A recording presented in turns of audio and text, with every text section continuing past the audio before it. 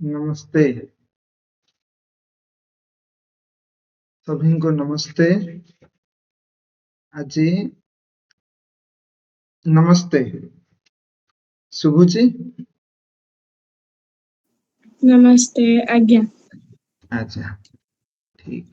तो आज आमे शिविर परवर्ती प्रथम आमर जो ऑनलाइन आमर क्लास टी हबो बोली आमे स्वामी जी सहित आलोचना करथिले ताको आरंभ करबा को जाउछे।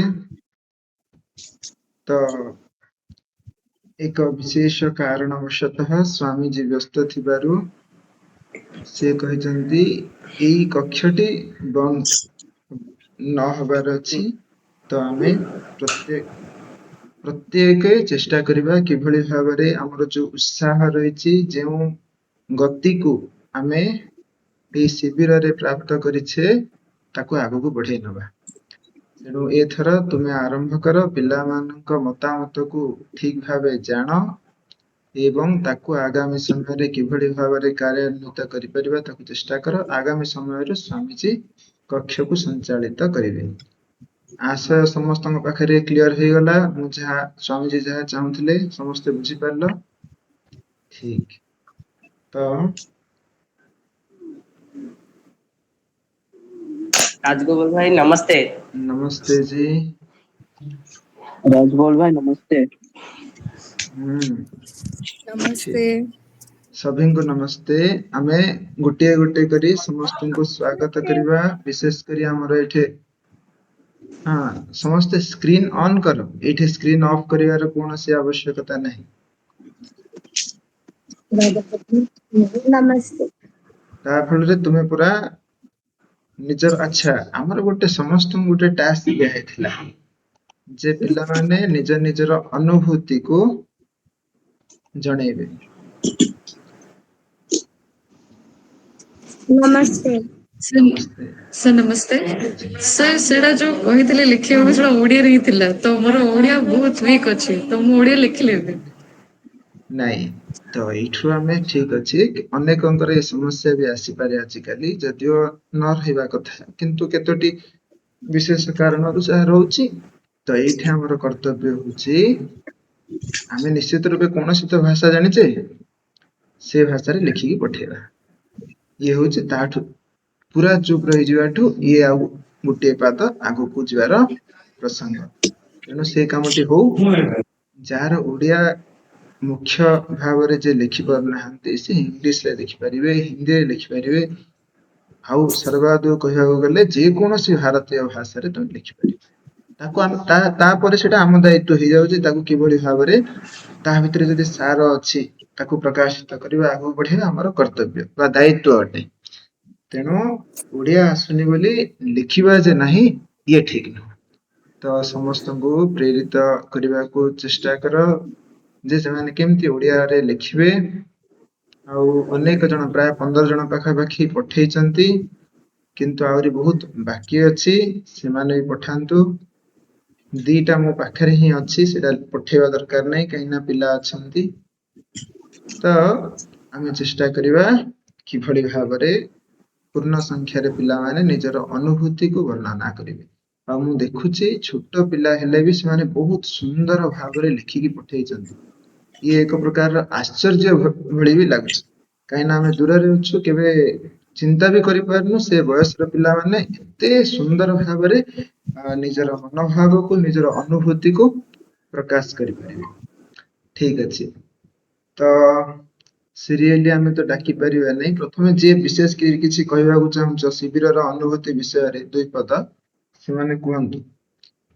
ମୁଁ ପ୍ରଥମେ नहीं से माने हैंड रेज करंतु। हैंड रेज कला पर आमे कहबू कि हां से पिला कहयो बोले से कहबे।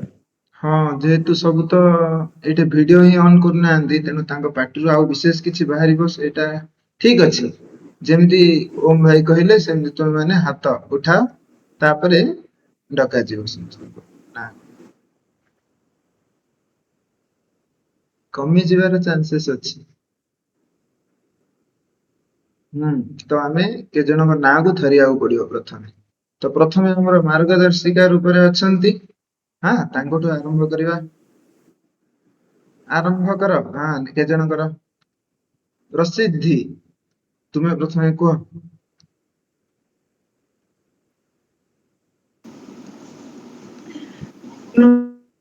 ଆଉ ଥରେ ସମସ୍ତଙ୍କୁ ମାନେ ଏଇଟା ଲେଖିଲା ଭଳିଆ କହିବି ନା ଯେମିତି କହିବ ନର୍ମାଲ କହିଲା ଭଳିଆ?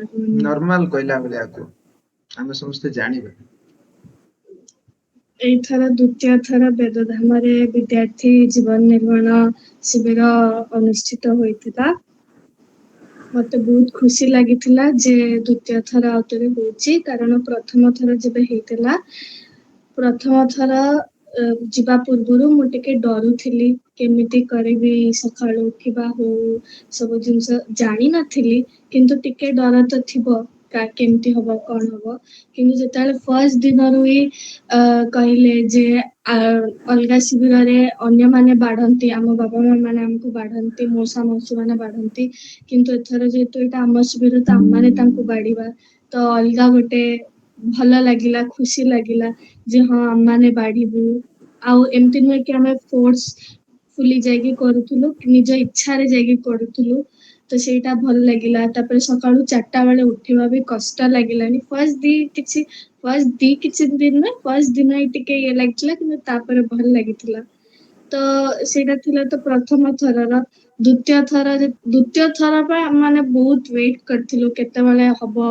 ତାପରେ ଦ୍ଵିତୀୟ ଥର ଆରମ୍ଭ ହେଲା, ସେତେବେଳେ ସେଇଠି ବି ସବୁ ପୁରୁଣା ଯୋଉମାନେ ଆସିଥିଲେ ସେମାନଙ୍କ ସହିତ କଥାବାର୍ତ୍ତା ହେଇଥିଲା ସାଙ୍ଗମାନେ, ସେମାନେ ଆଉ ଥରେ ଆସିଲେ, ଆହୁରି ଭଲ ଲାଗିଲା ସେମାନଙ୍କୁ ଦେଖିକି। ତାପରେ ଯୋଉ ଅତିଥି ମାନେ ଆସିଥିଲେ, ସେମାନଙ୍କ ସାଧାରଣତଃ ଯୋଉ ଅତିଥି ମାନେ ଆମେ ଯୋଉ ବି ଆମ ସ୍କୁଲରେ କିଛି ହଉ କି ଯାହା ବି ହଉ, ଯୋଉ ଅତିଥି ମାନେ ଆସନ୍ତି ସେମାନଙ୍କୁ ଏକରେ ତ କିଛି ବୁଝି ଆସେନି ସେମାନେ କଣ କୁହନ୍ତି, ଅନେଷ୍ଟଲି କିଛି ବୁଝି ଆସେନି, ଆଉ ନହେଲେ ଅଧା ଟାଇମ ତ ନିଦ ଲାଗେ। କିନ୍ତୁ ଏଥିରେ ଅନେଷ୍ଟଲି ଆମେ ହସୁଥିଲୁ, ଆମେ ଇଣ୍ଟରାକ୍ଟ କରୁଥିଲୁ, ଆମକୁ ବୁଝି ଆସୁଥିଲା, ହସ ଥିଲା, ତା ସହିତ କିଛି ବୁଝିବାର ଜିନିଷ ବି ଥିଲା, ଯୋଉଟା କି ଆମେ ମାନେ ଯାଇକି ବାହାରେ ସମସ୍ତଙ୍କୁ କହିପାରିବା ଆଉ ସମସ୍ତଙ୍କୁ ବୁଝେଇ ପାରିବା ଆମେ କଣ ବୁଝିଲୁ। ତାପରେ ତ ଆମେ ଯେମିତି ଏକ୍ସରସାଇଜ କରିବା ହଉ, ପିଟି କରିବା ହଉ କି ଖେଳିବା ହଉ ଗେମ୍ 4ଟା 5ଟା ବେଳେ, ତାପରେ ଖାଇବା, ତାପରେ ସନ୍ଧ୍ୟା ଉପାସନା ପାଇଁ ରେଡି ହଉଥିଲୁ, ସନ୍ଧ୍ୟା ଉପାସନା କରୁଥିଲୁ। ତାପରେ କୀର୍ତ୍ତନ ନୂଆ କରି ହେଇଥିଲା ଏଥର, ସେଇଟା ବହୁତ ଭଲ ଲାଗିଥିଲା। ଆମେ ସବୁ ମନ ଭୋଗ କରିଥିଲୁ, ସେଇଠି ନାଚିଥିଲୁ। ତାପରେ ଏଥର ଟିକେ ଅଲଗା ଥିଲା, କାରଣ ମତେ ଆଉ ମାମାକୁ ଟିକେ ଡର ଲାଗୁଥିଲା, କାରଣ ଆମକୁ ସ୍ୱାମୀଜୀ ଡ୍ରାମାର ଦାୟିତ୍ୱ ବି ଦେଇଥିଲେ। ଆମେ ଫାର୍ଷ୍ଟ ଟାଇମ ପାଇଁ କରୁଥିଲୁ, ସେଇଠି କରୁଥିଲୁ ଫାର୍ଷ୍ଟ ଟାଇମ ପାଇଁ, ତ ଡର ଥିଲା ଯେ ଏତେ କମ ଦିନ ଭିତରେ ଲୋକ କିଏ କିଏ କରିବେ, ସେମାନଙ୍କୁ ସିଲେକ୍ଟ କରିବାର ଅଛି, ଏତେ କମ ଦିନ ଭିତରେ ସମସ୍ତଙ୍କୁ ପ୍ରାକ୍ଟିସ କରିବାର ଅଛି। ତ ଯାହା ବି ହଉ ସମସ୍ତଙ୍କ ସହଯୋଗରେ ସେଇଟା ହେଇପାରିଥିଲା। ଭଲ ନହେଲେ ବି ଆମେ କରିଥିଲୁ, ଲୋକମାନେ ବୁଝିଥିଲେ, ଯାହା ବି ଆପ୍ରିସିଏଟ କରିଥିଲେ, ତ ସେଇଟା ଭଲ ଲାଗିଥିଲା। କମ୍ପ୍ଲିଟ ହେଇଥିଲା, ତ ସେଇଟା ଭଲ ଲାଗିଲା। ତାପରେ ଯେତେବେଳେ ଦିନ ଗଡି ଗଡି ଆସିଥାଏ, ମୁଁ ଅନ୍ୟମାନଙ୍କ କଥା ଜାଣିନି, କିନ୍ତୁ ମୁଁ ଭାବୁଥିଲି ଆଉ କିଛି ଦିନ ପରେ ସରିଯିବ, କି ଲାଷ୍ଟ ଦିନ ମୁଁ ଭାବୁଥିଲି କାଲି ଏତେବେଳକୁ ଆମମାନେ ଆମ ଘରେ ଥିବୁ, ମତେ ବହୁତ ଦୁଃଖ ଲାଗୁଥିଲା ସେଇ ଟାଇମରେ। ତାପରେ ଲାଷ୍ଟ ଦିନ ଆମମାନେ ସାର୍ କହିଥିଲେ ଯେ ଗୋପୀଜୀ କହିଥିଲେ ଯେ ରାତିରେ ମନୋରଞ୍ଜନ ପାଇଁ ଆସି ହବ, ଆମେ ନାଚିଥିଲୁ ସେଇଠି। ମଦର୍ସ ଡେ ଆମେ ସେଲିବ୍ରେଟ କରିଥିଲୁ ସେଇଠି, ଆମ ମା ମାନଙ୍କୁ ନେଇକି ସେଇଠି ମାମା ମାନଙ୍କ ସହିତ ନାଚିଥିଲୁ, ଆମେ ସଂକଳ୍ପ ବି ନେଇଥିଲୁ, ଯୋଉଟା କି ବହୁତ ଭଲ ଲାଗିଥିଲା। ତାପରେ ଆମେ ଲାଷ୍ଟ ଦିନ ନାଚିଥିଲୁ, ଲାଷ୍ଟ ଦିନ ସେଇଦିନ ହିଁ ଉପନୟନ ହେଇଥିଲା, ଯୋଉଥିରେ ମତେ କ୍ୟାମେରା ମିଳିଥିଲା ଫଟୋ ଉଠେଇବା ପାଇଁ, ଯୋଉଟା କି ମତେ ଆହୁରି ଖୁସି ଲାଗିଥିଲା କି ମୁଁ ଫାର୍ଷ୍ଟ ଟାଇମ ପାଇଁ କ୍ୟାମେରାରେ ସମସ୍ତଙ୍କ ଫଟୋ ଉଠଉଥିଲି। ତା ତାପରେ ରାତିରେ ନାଇଁ, ହଁ ସେଟା ତା ପୂର୍ବ ରାତିରେ ମାନେ ନାଚିଲୁ, ତାପରେ ଗଲୁ ଉପରକୁ, ଆମମାନେ ସବୁ ଖେଳିଲୁ। ତାପରେ ବ୍ରହ୍ମଚାରୀଜୀଙ୍କଠୁ ଟିକେ ଗାଳି ଶୁଣିଲୁ, ଅଧିକ ଲେଟ୍ ହେଇଯାଇଥିଲା ବୋଲି, କିନ୍ତୁ ଠିକ ଅଛି ଆମମାନେ ଏନ୍ଜୟ କରିଥିଲୁ ସେଦିନ। ତାପରେ ସକାଳ ହେଲା, ଉପନୟନ ସରିଲା, ତାପରେ ଅତିଥି ମାନେ ଆସିଲେ। ତା ପୂର୍ବରୁ ଆମେ ଯାଇକି ଜଲ୍ଦି ଜଲ୍ଦି ଖାଇଲୁ ତ ଖାଲି ବେଶ ପୁରଉଥିଲୁ ପାଟିରେ। ତାପରେ ଗଲୁ ରେଡି ହବା ପାଇଁ। ତାପରେ ଏକ୍ସରସାଇଜ ହେଲା, ଲାଷ୍ଟ ଟାଇମ ଯେମିତି ହେଇଥିଲା ସେମିତି ଏକ୍ସରସାଇଜ ହେଲା। ଗେଷ୍ଟ ମାନେ ଦେଖିଲେ। ସୌମ୍ୟ ରଞ୍ଜନ ସାର୍ ବହୁତ ଭଲସେ ଆମ ମାନଙ୍କୁ ସବୁ ବୁଝେଇଥିଲେ। ମତେ ଲାଗୁଥିଲା ଯେ ସିଏ ମତେ ଲାଗୁଥିଲା ଯେ ମତେ ଭଲ ଲାଗିବନି କି କଣ ହବ, କିନ୍ତୁ ସେ ବହୁତ ଭଲ ଭାବରେ ବୁଝେଇଥିଲେ। ତ ତାପରେ ଆଉ ଜଣେ ସାର୍ ଆସିଥିଲେ, ସିଏ ବି ଭଲସେ ବୁଝେଇଲେ। ତାପରେ ଆମ ଅନୁଭୂତି ଦବା ପାଇଁ ପ୍ରମୋଦ ସାର୍ ବି କହିଲେ ଯେ ତମେ ମାନେ ଲେଖିଲେ ତ ଆମ ମନରେ ଗୋଟେ ନୂଆ ଉତ୍ସାହ ଆସିଲା ଯେ ହଁ ଆମେ ଲେଖିବୁ। ତାପରେ ସେତେବେଳେ ବି ମତେ ଲାଗୁଥାଏ ଆଉ କିଛି ସମୟ ପରେ ସରିଯିବ, ପଳେଇବୁ ଆମ ମାନେ ଘରକୁ, ବହୁତ ଦୁଃଖ ଲାଗୁଥାଏ। କିନ୍ତୁ ତାପରେ ପ୍ରାଇଜ ଡିଷ୍ଟ୍ରିବ୍ୟୁସନ ଆସିଲା, ଯୋଉଟା କି ସମସ୍ତେ ବହୁତ ୱେଟ କରିଥାନ୍ତି ସେଇ ଜିନିଷ ପାଇଁ, କାହାକୁ କଣ ପ୍ରାଇଜ ମିଳିବ। ତ ବହୁତ ଖୁସି ଲାଗିଥିଲା ମତେ, ବହୁତ ଅନଏକ୍ସପେକ୍ଟେଡ ଥିଲା, କିନ୍ତୁ ବହୁତ ଖୁସି ଲାଗିଥିଲା ମତେ ଯେତେବେଳେ ମୁଁ ପ୍ରାଇଜ ପାଇଥିଲି। ତ ମୁଁ ଏବେ ବି ସେଦିନ ତ ଦୁଃଖ ଲାଗିଥିଲା ଯେତେବେଳେ ଆମେ ମାନେ ସବୁ ପଳେଇଥିଲୁ। ମାନେ ଆଗେ ଜଣେ ଗଲେ, ତାପରେ ଆଉ ଜଣେ ସବୁ ଗଲେ, ସେଦିନ ଦୁଃଖ ଲାଗିଥିଲା। କିନ୍ତୁ ତା ପରଦିନ ଯେତେବେଳେ ମୁଁ ସକାଳେ ଉଠିଲି, ସେତେବେଳେ ମତେ ସବୁଠୁ ଅଧିକ ଦୁଃଖ ଲାଗିଥିଲା। କାରଣ 5 ଦିନ ହେଲାଣି ସବୁ ସେଇ ମୁହଁ ଦେଖୁଥିଲି, ସେମାନଙ୍କ ସହିତ କଥା ହଉଥିଲି ସକାଳୁ ଉଠୁ।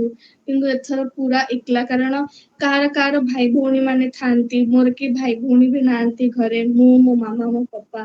ତ ମତେ ଆହୁରି ଦୁଃଖ ଲାଗେ, କାରଣ ପାପା ତାଙ୍କର କାମ ପାଇଁ ଥାଆନ୍ତି, ମାମା ତାଙ୍କ କାମ ପାଇଁ ଥାଆନ୍ତି। ତ ସେଇ ଗୋଟେ ଜିନିଷ ଦୁଃଖ ଲାଗିଲା। କିନ୍ତୁ ବହୁତ ଜିନିଷ ଶିଖିଲି ଏଥରକ, ସାଙ୍ଗମାନଙ୍କୁ ବି ବହୁତ ଜିନିଷ କହିଲି। ମୋର ଯିଏ ଗୁରୁ ଅଛନ୍ତି ଟ୍ୟୁସନରେ ହଉ, ଇଏରେ ହଉ, ସମସ୍ତଙ୍କୁ କହିଲି। ତ ଅନୁଭୂତି ତ ମୋର ବହୁତ ଭଲ ଥିଲା। ଆଉ ନେକ୍ସଟ ଶିବିର ପାଇଁ ମୁଁ ଏବେଠୁ ହିଁ, ସେଦିନ ଆମେ ସ୍ୱାମୀଜୀଙ୍କୁ ଏହା ବି କହିଥିଲୁ ଯେ ନେକ୍ସଟ ଟାଇମ ଆପଣ ଶୀତ ଛୁଟିରେ ବି କରନ୍ତୁ, ଆଣ୍ଡ ସେଇଟା 10 ଦିନ ପାଇଁ କି 7 ଦିନ ପାଇଁ ଆଟଲିଷ୍ଟ କରନ୍ତୁ। 5 ଦିନ ତ ବହୁତ କମ ହେଇଯାଉଛି। ଆଉ ମୁଁ ଯୋଉ କଥାଟା କହିଥିଲି ସେଥିପାଇଁ ମୋ ମାମା ମୋ ଉପରେ ବହୁତ ରାଗିଥିଲା, ମାନେ ଯୋଉ ଇଏ ବାଲା ରାଗ ଯେ କାହିଁକି ପେରେଣ୍ଟସ ମାନଙ୍କୁ ମାନେ ଅଭିଭାବକ ମାନଙ୍କୁ ନ ଆଣିବାକୁ ତୁ କହିଲୁ। କିନ୍ତୁ ସ୍ୱାମୀଜୀ ବି ଆଗେ ମାନିଲେ ସେ କଥାକୁ। ତ ହଁ, ତ ନେକ୍ସଟ ଶିବିର ପାଇଁ ମୁଁ ଏବେଠୁ ହିଁ ଗଣୁଛି କେବେ ଆସିବ ନେକ୍ସଟ ଶିବିର। ଆଉ ଯାହା ଆମେ ସଂକଳ୍ପ ନେଇଥିଲୁ ସେଟାକୁ ବି ମୁଁ ପୁରା ଟ୍ରାଏ କରୁଛି, ଆଣ୍ଡ ମାନୁଛି ବି ପାଳିବା ପାଇଁ।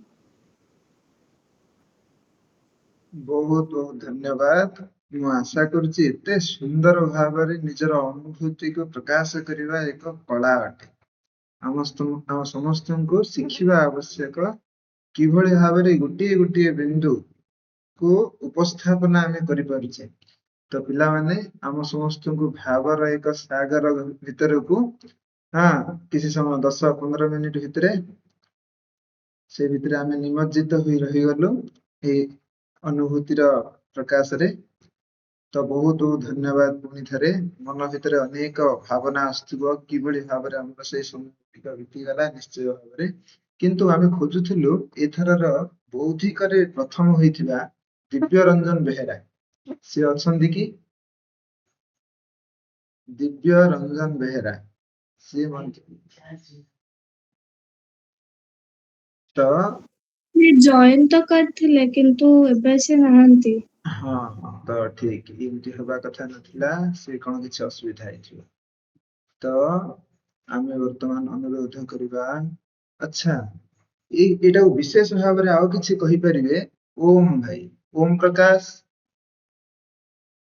ତୁମେ ଆସ।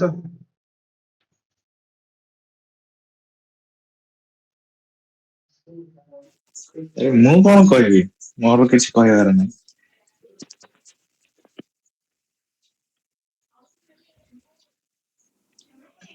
ରାଜଗୋପାଳ ଭାଇ, ଆମେ ସମସ୍ତେ ଭିଡିଓ ଅନ୍ କରିଛୁ କିନ୍ତୁ ବହୁତ ଜଣ ଭିଡିଓ ଅନ୍ କରିନାହାନ୍ତି ବି। ହଁ, ତ ଇଏ ବିଶୃଙ୍ଖଳାର ଟିକେ ପରିଚୟ ଦଉଛନ୍ତି।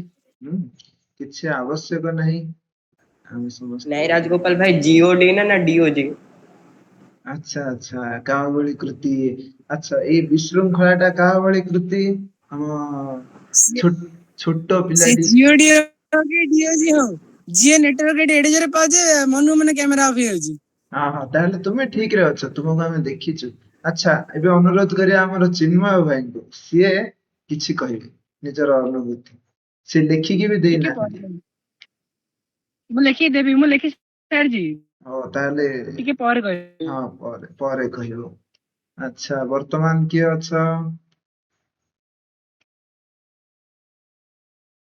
ଆକୃତି ନା ଆଦ୍ୟାଶା, କିଏ? ତୁମ ନାଁ କଣ? ସୁବୁଦ୍ଧି, ଛୋଟ ଭଉଣୀଟି ଆମର। ହଁ ତୁମ ନାଁ? ହଁ ବନ୍ଦ କରିଦେଲ ଯେ। ହଁ ଆକୃତି। କହିଲ ଏଇ ଯୋଉ କକ୍ଷରେ ଯିଏ ଜାଣି ଶୁଣି ନିଜର ଭିଡିଓଟିକୁ ଅଫ୍ କରିଦେଇଛନ୍ତି, ସିଏ ଜିଓଡି ଭଳି କାମ ନା ଡିଓଜି ଭଳି କାମ? DOG ଭଳି କାମ। ତ ସବୁ ଜାଣତା ଆଉ। ଠିକ ଠିକ, ହଉ ଠିକ, ଏଇଥିରୁ ସେ ଦୟାକରି ବୁଝିପାରିବ। ମତେ କୁହନ୍ତୁ କ୍ୟାମେରା ନାଇଁ ଅନ୍ କରିଛି ଟର୍ନ ଅଫ୍ ହେଇଯାଉଛି। ହଁ ତୁମକୁ କୁହାଯାଉନି, ତୁମେ ବା ଜିଓଡି ହବା ପାଇଁ ଚେଷ୍ଟା କରୁଛ, କିନ୍ତୁ କିଛି ବାଧକ, ଅନ୍ୟ ବାଧକ ରହିଛି ଏଇଠି। ଠିକ ଅଛି, ସେଇଟାକୁ ଗ୍ରହଣ କରାହଉନି ଏଇଠି। ତୁମେ କହିବ, ତୁମର ଅପେକ୍ଷା ରହିଛି।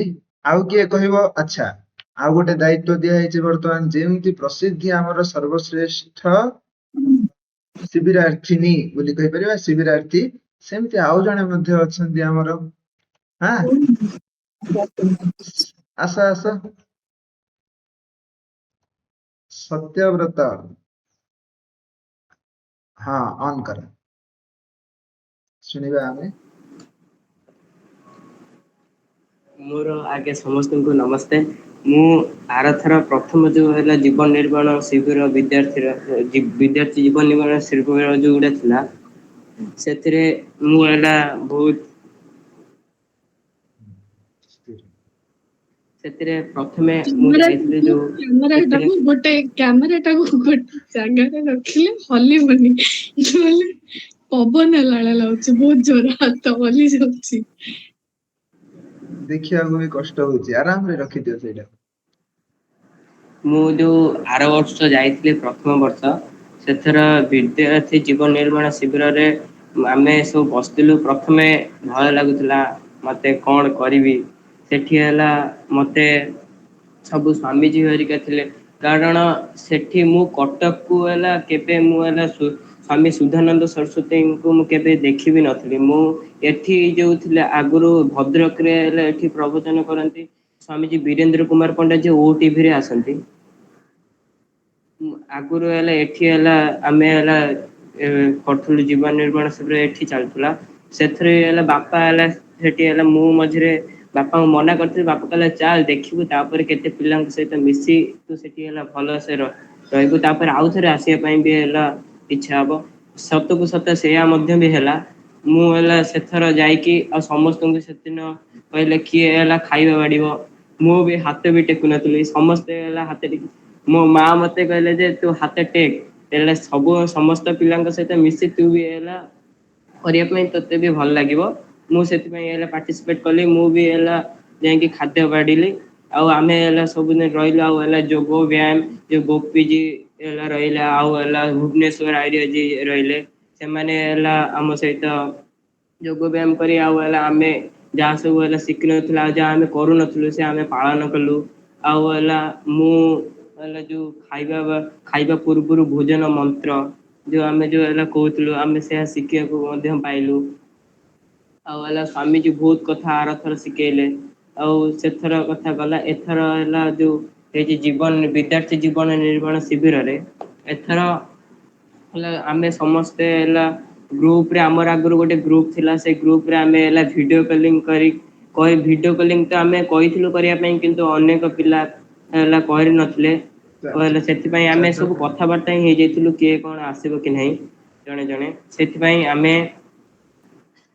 ହେଲା କିଏ ଆସିବ କି ନାହିଁ ଆମେ ହେଲା ଆସିଥିଲୁ। ଆଉ ହେଲା ଆମର ସବୁ ହେଲା ସହଯୋଗ, ଯେମିତି ଚିନ୍ମୟ ଭାଇ, ପ୍ରସିଦ୍ଧି, ଆଗରୁ ହେଲା ଆଉ ଅନବିଶ ଗୋଟେ ପିଲା ଥିଲା, ସିଏ ଆସିପାରିଲାନି ଏଥର, କଣ ହେଇଯିବ। ଆଉ ଆଦିତ୍ୟ, ଏମାନେ ସବୁ ହେଲା ଆମର ସବୁ କଣ୍ଟ୍ରାକ୍ଟରେ ସବୁ ଥିଲେ, ଆମେ ସବୁ ଆସିଥିଲୁ ମଧ୍ୟ। ଆଉ ଏଥର ଯେମିତି ହେଇଥିଲା, ଆଗଠାରୁ ଯେମିତି ହେଇଥିଲା, ଏଥର ବହୁତ ଅଧିକ କିଛି ହେଇଥିଲା। ବାସ୍ ଆଉ ଏକ୍ସଟ୍ରା ହେଇଥିଲା ଆରଥର। ଏଥର ଲାଷ୍ଟ ଟିକେ ଅଧିକ ଟିକେ ଦୁଃଖ ଲାଗିଲା, କାରଣ ଆମେ ସବୁ ଯେତେବେଳେ ଆସିଥିଲୁ ପ୍ରଥମେ ତ ମୁଁ ତ ଆଇଲି, ଆଉ ଆମେ ହେଲା ସବୁ ମୋର ଗୋଟେ ସରି ମୋର ଏତିକି କହିକି ମୁଁ ରହୁଛି, ଧନ୍ୟବାଦ। ନିଶ୍ଚୟ ସ୍ପଷ୍ଟ ବାରି ହଉଛି ଭାବର ପ୍ରବାହ, କିନ୍ତୁ ନିଶ୍ଚିତ ରୂପେ ଆମ ଜୀବନରେ ବହୁତ ଆଗକୁ ଯିବାର ଅଛି। ତ ଏଇଭଳି ଅନେକ ଲାଭ ମଧ୍ୟ ଆମେ ପ୍ରାପ୍ତ କରିବାର ଅଛି, ନହେଲେ ଖାଲି ଏମିତି ହେଲେ ହବନି। ହଁ ହଁ, ଠିକ ଠିକ, ମୁଁ ମଧ୍ୟ ଇଏ କରୁଛି। ଆଚ୍ଛା, ବର୍ତ୍ତମାନ ଆମେ ବିଶେଷ ଭାବରେ ପ୍ରଶ୍ନ ପଚାରିବା, ଗୋଟେ ବିନ୍ଦୁକୁ ଆଖି ଆଗରେ ରଖି, ଯେ ଶିବିରର ଆବଶ୍ୟକତା କଣ ରହିଛି। ଏଇଭଳି ଶିବିରର ଆବଶ୍ୟକତା କଣ ରହିଛି? ନିଶ୍ଚିତ ରୂପେ ଅନୁଭୂତି ରହିଛି, ତାକୁ ଆମେ ମଧ୍ୟ ପାଇବା, ଅପେକ୍ଷା ମଧ୍ୟ ରହିଛି, କିନ୍ତୁ ଏଇଭଳି ଶିବିରର ଆବଶ୍ୟକତା କଣ ରହିଛି, ଏଇ ପ୍ରଶ୍ନକୁ ନେଇକି ବର୍ତ୍ତମାନ ଯଦି କିଏ ନିଜର ବିଶେଷ ମତ ବା ଅଭିଭାଷଣ ବା କିଛି ବିବୃତ୍ତି ରଖିବାକୁ ଚାହୁଁଛନ୍ତି, ତ ତାଙ୍କୁ ଆମେ ବିଶେଷ ଭାବେ ଅନୁରୋଧ କରୁଛୁ। କଣ ଆବଶ୍ୟକତା ରହିଛି? ସନ୍ଧ୍ୟା ରାଣୀ, ଆଚ୍ଛା, ଆମର ଜଣେ ଅଛନ୍ତି। ହଁ ହଁ ହଁ, ହବିଷ୍ମତି, କଣ? नमस्ते। लास्ट टाइम जब शिविर होता से मुझे 2 दिन पे जॉइन करी, किंतु मत खास लगी ना कहीं मुझे जानी नी से खाली प्रसिद्धि को जानी कहीं से स्कूल पढ़ुला, मुझे तार असिस्टेंट भाया थी सबुड़ी, पछे पछे बुले, कि किसी बुझी नी कौन होता, सब मंत्र अलमोस्ट जानी किंतु हेले भी मो द्वारा किसी हो ना, एथरक आसवाई भी मत आग्रह नाला। एथरक आसला मुझे जानिली कि शिविर आम जो अटेंड कलु से इम्पोर्टेंट। फर्स्ट तो आमको बहुत सारा आध्यात्मिक जिनस शिखा पड़ा, जो लोक मैंने बुढ़ा बुढ़ी है शिखी था, आमको आग्रह से पाईगला आम जीवन को आम भलरे काटी पारिबु कि जहाँ भी कर पारिबु जीवन रे सक्सेसफुल हो पारिबु। सेकंड कथा कि आम आम पेरेंट्स बिना सुपरविजन रे सब एडल्ट काम गुड़ा करूँ, जमी बड़ा बड़ी करवा, बुझा बुझी करवा, संध्या उपासना करवा, एगुड़ा सब जेनराली बड़ लोक मैंने करते, जोड़ा नॉर्मल शिविर में आम पाऊनु, किंतु विद्यार्थी जीवन निर्माण शिविर में आम से पाइलु, जोड़ा कि आमको रेस्पॉन्सिबल अधिक बनैला। तो प्रसिद्धि जब से स्वामी जी को कहीदेला कि नेक्स्ट टाइम पेरेंट्स को अलाउ न कले भल, तो मुझे पॉइंट को पूरा सपोर्ट करी। एथरक आम नेक्स्ट टाइम जब एमती हम तेल आम आहरी रेस्पॉन्सिबल हो, निज भूल मिस्टेक आम निजे जानबू और निजे ही करेक्ट कर पारिबु। से मत बहुत भल लगे शिविर एथरक। बहुत बढ़िया, बहुत बहुत धन्यवाद, जे अति सुंदर प्रसंगटी मध्य रखिले, जे आमे दायित्व संपन्न हो पारछु। हाँ, तो ये बहुत गुरुत्वपूर्ण। राजगोपाल भाई, ମୁଁ ଗୋଟେ କଥା କହିବା ପାଇଁ ଚାହୁଁଥିଲି। ମୁଁ କୁହ। କହୁଥିଲି जो दशहरा छुट्टी जो रहुची, तो ସେଇଥିରେ ଆମର ହେଲା ଜୀବନ ନିର୍ମାଣ ଶିବିର 10 ଦିନ जो ରହୁଛି, ସେଇଥିରେ ଆମେ କଲେ କେମିତି ହୁଅନ୍ତା? हाँ, ସେଇଟା एटा गोटे ଆମେ ସ୍ୱାମୀଜୀଙ୍କୁ गुरुत्वपूर्ण प्रसंग, कहीं आम भीतर से भाव रही, आम केमती समस्ते मिसिबा, केमती निजको आगो ना चेष्टा करबा, किछि मजा करबा, ये भाव आम समस्त रही। अक्टोबर रे जो किंतु पूजा समय रे सामग्रिक समस्ते आसीपर, आमे जोठी आमे रहिलु सेठी गोटे वर्ग करदबा, आमे जतले 30-40 जन हो गलु, हमर गुरुत्व बढ़िबो।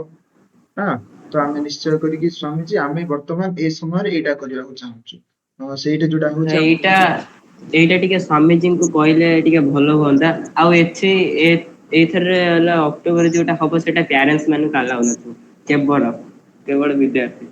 ଆରେ ଅକ୍ଟୋବରରେ ସେମିତି କରିପାରିବା ନାହିଁ, ଏଇଠୁ ହିଁ ଆମର ଆରମ୍ଭ। ଦେଖ, ଆମେ ପଚାରିବା ନିଶ୍ଚିତ ରୂପେ ସ୍ୱାମୀଜୀଙ୍କୁ ପଚାରିବା, ମୁଁ ସ୍ୱାମୀଜୀଙ୍କ ତରଫରୁ କିଛି କହୁନି, କିନ୍ତୁ ଆମେ ଯୋଉ ଏଇ ପ୍ରସଙ୍ଗଟାକୁ ସ୍ୱାମୀଜୀଙ୍କ ଆଗରେ ଉପସ୍ଥାପନା କରିବା, ସେଇଠି କିଛି ସମସ୍ୟା ଅଛି, କାହିଁକିନା ସେଇଟା ମୁଖ୍ୟତଃ ସମସ୍ତଙ୍କ ପାଇଁ ହେଇଛି, ସେଇ ଭିତରେ ତୁମେ ବି ଯାଇପାରିବ, କିନ୍ତୁ କେବଳ ତୁମେ ହେଲେ ସେଇଠି ଟିକେ କଷ୍ଟ ହଉଛି।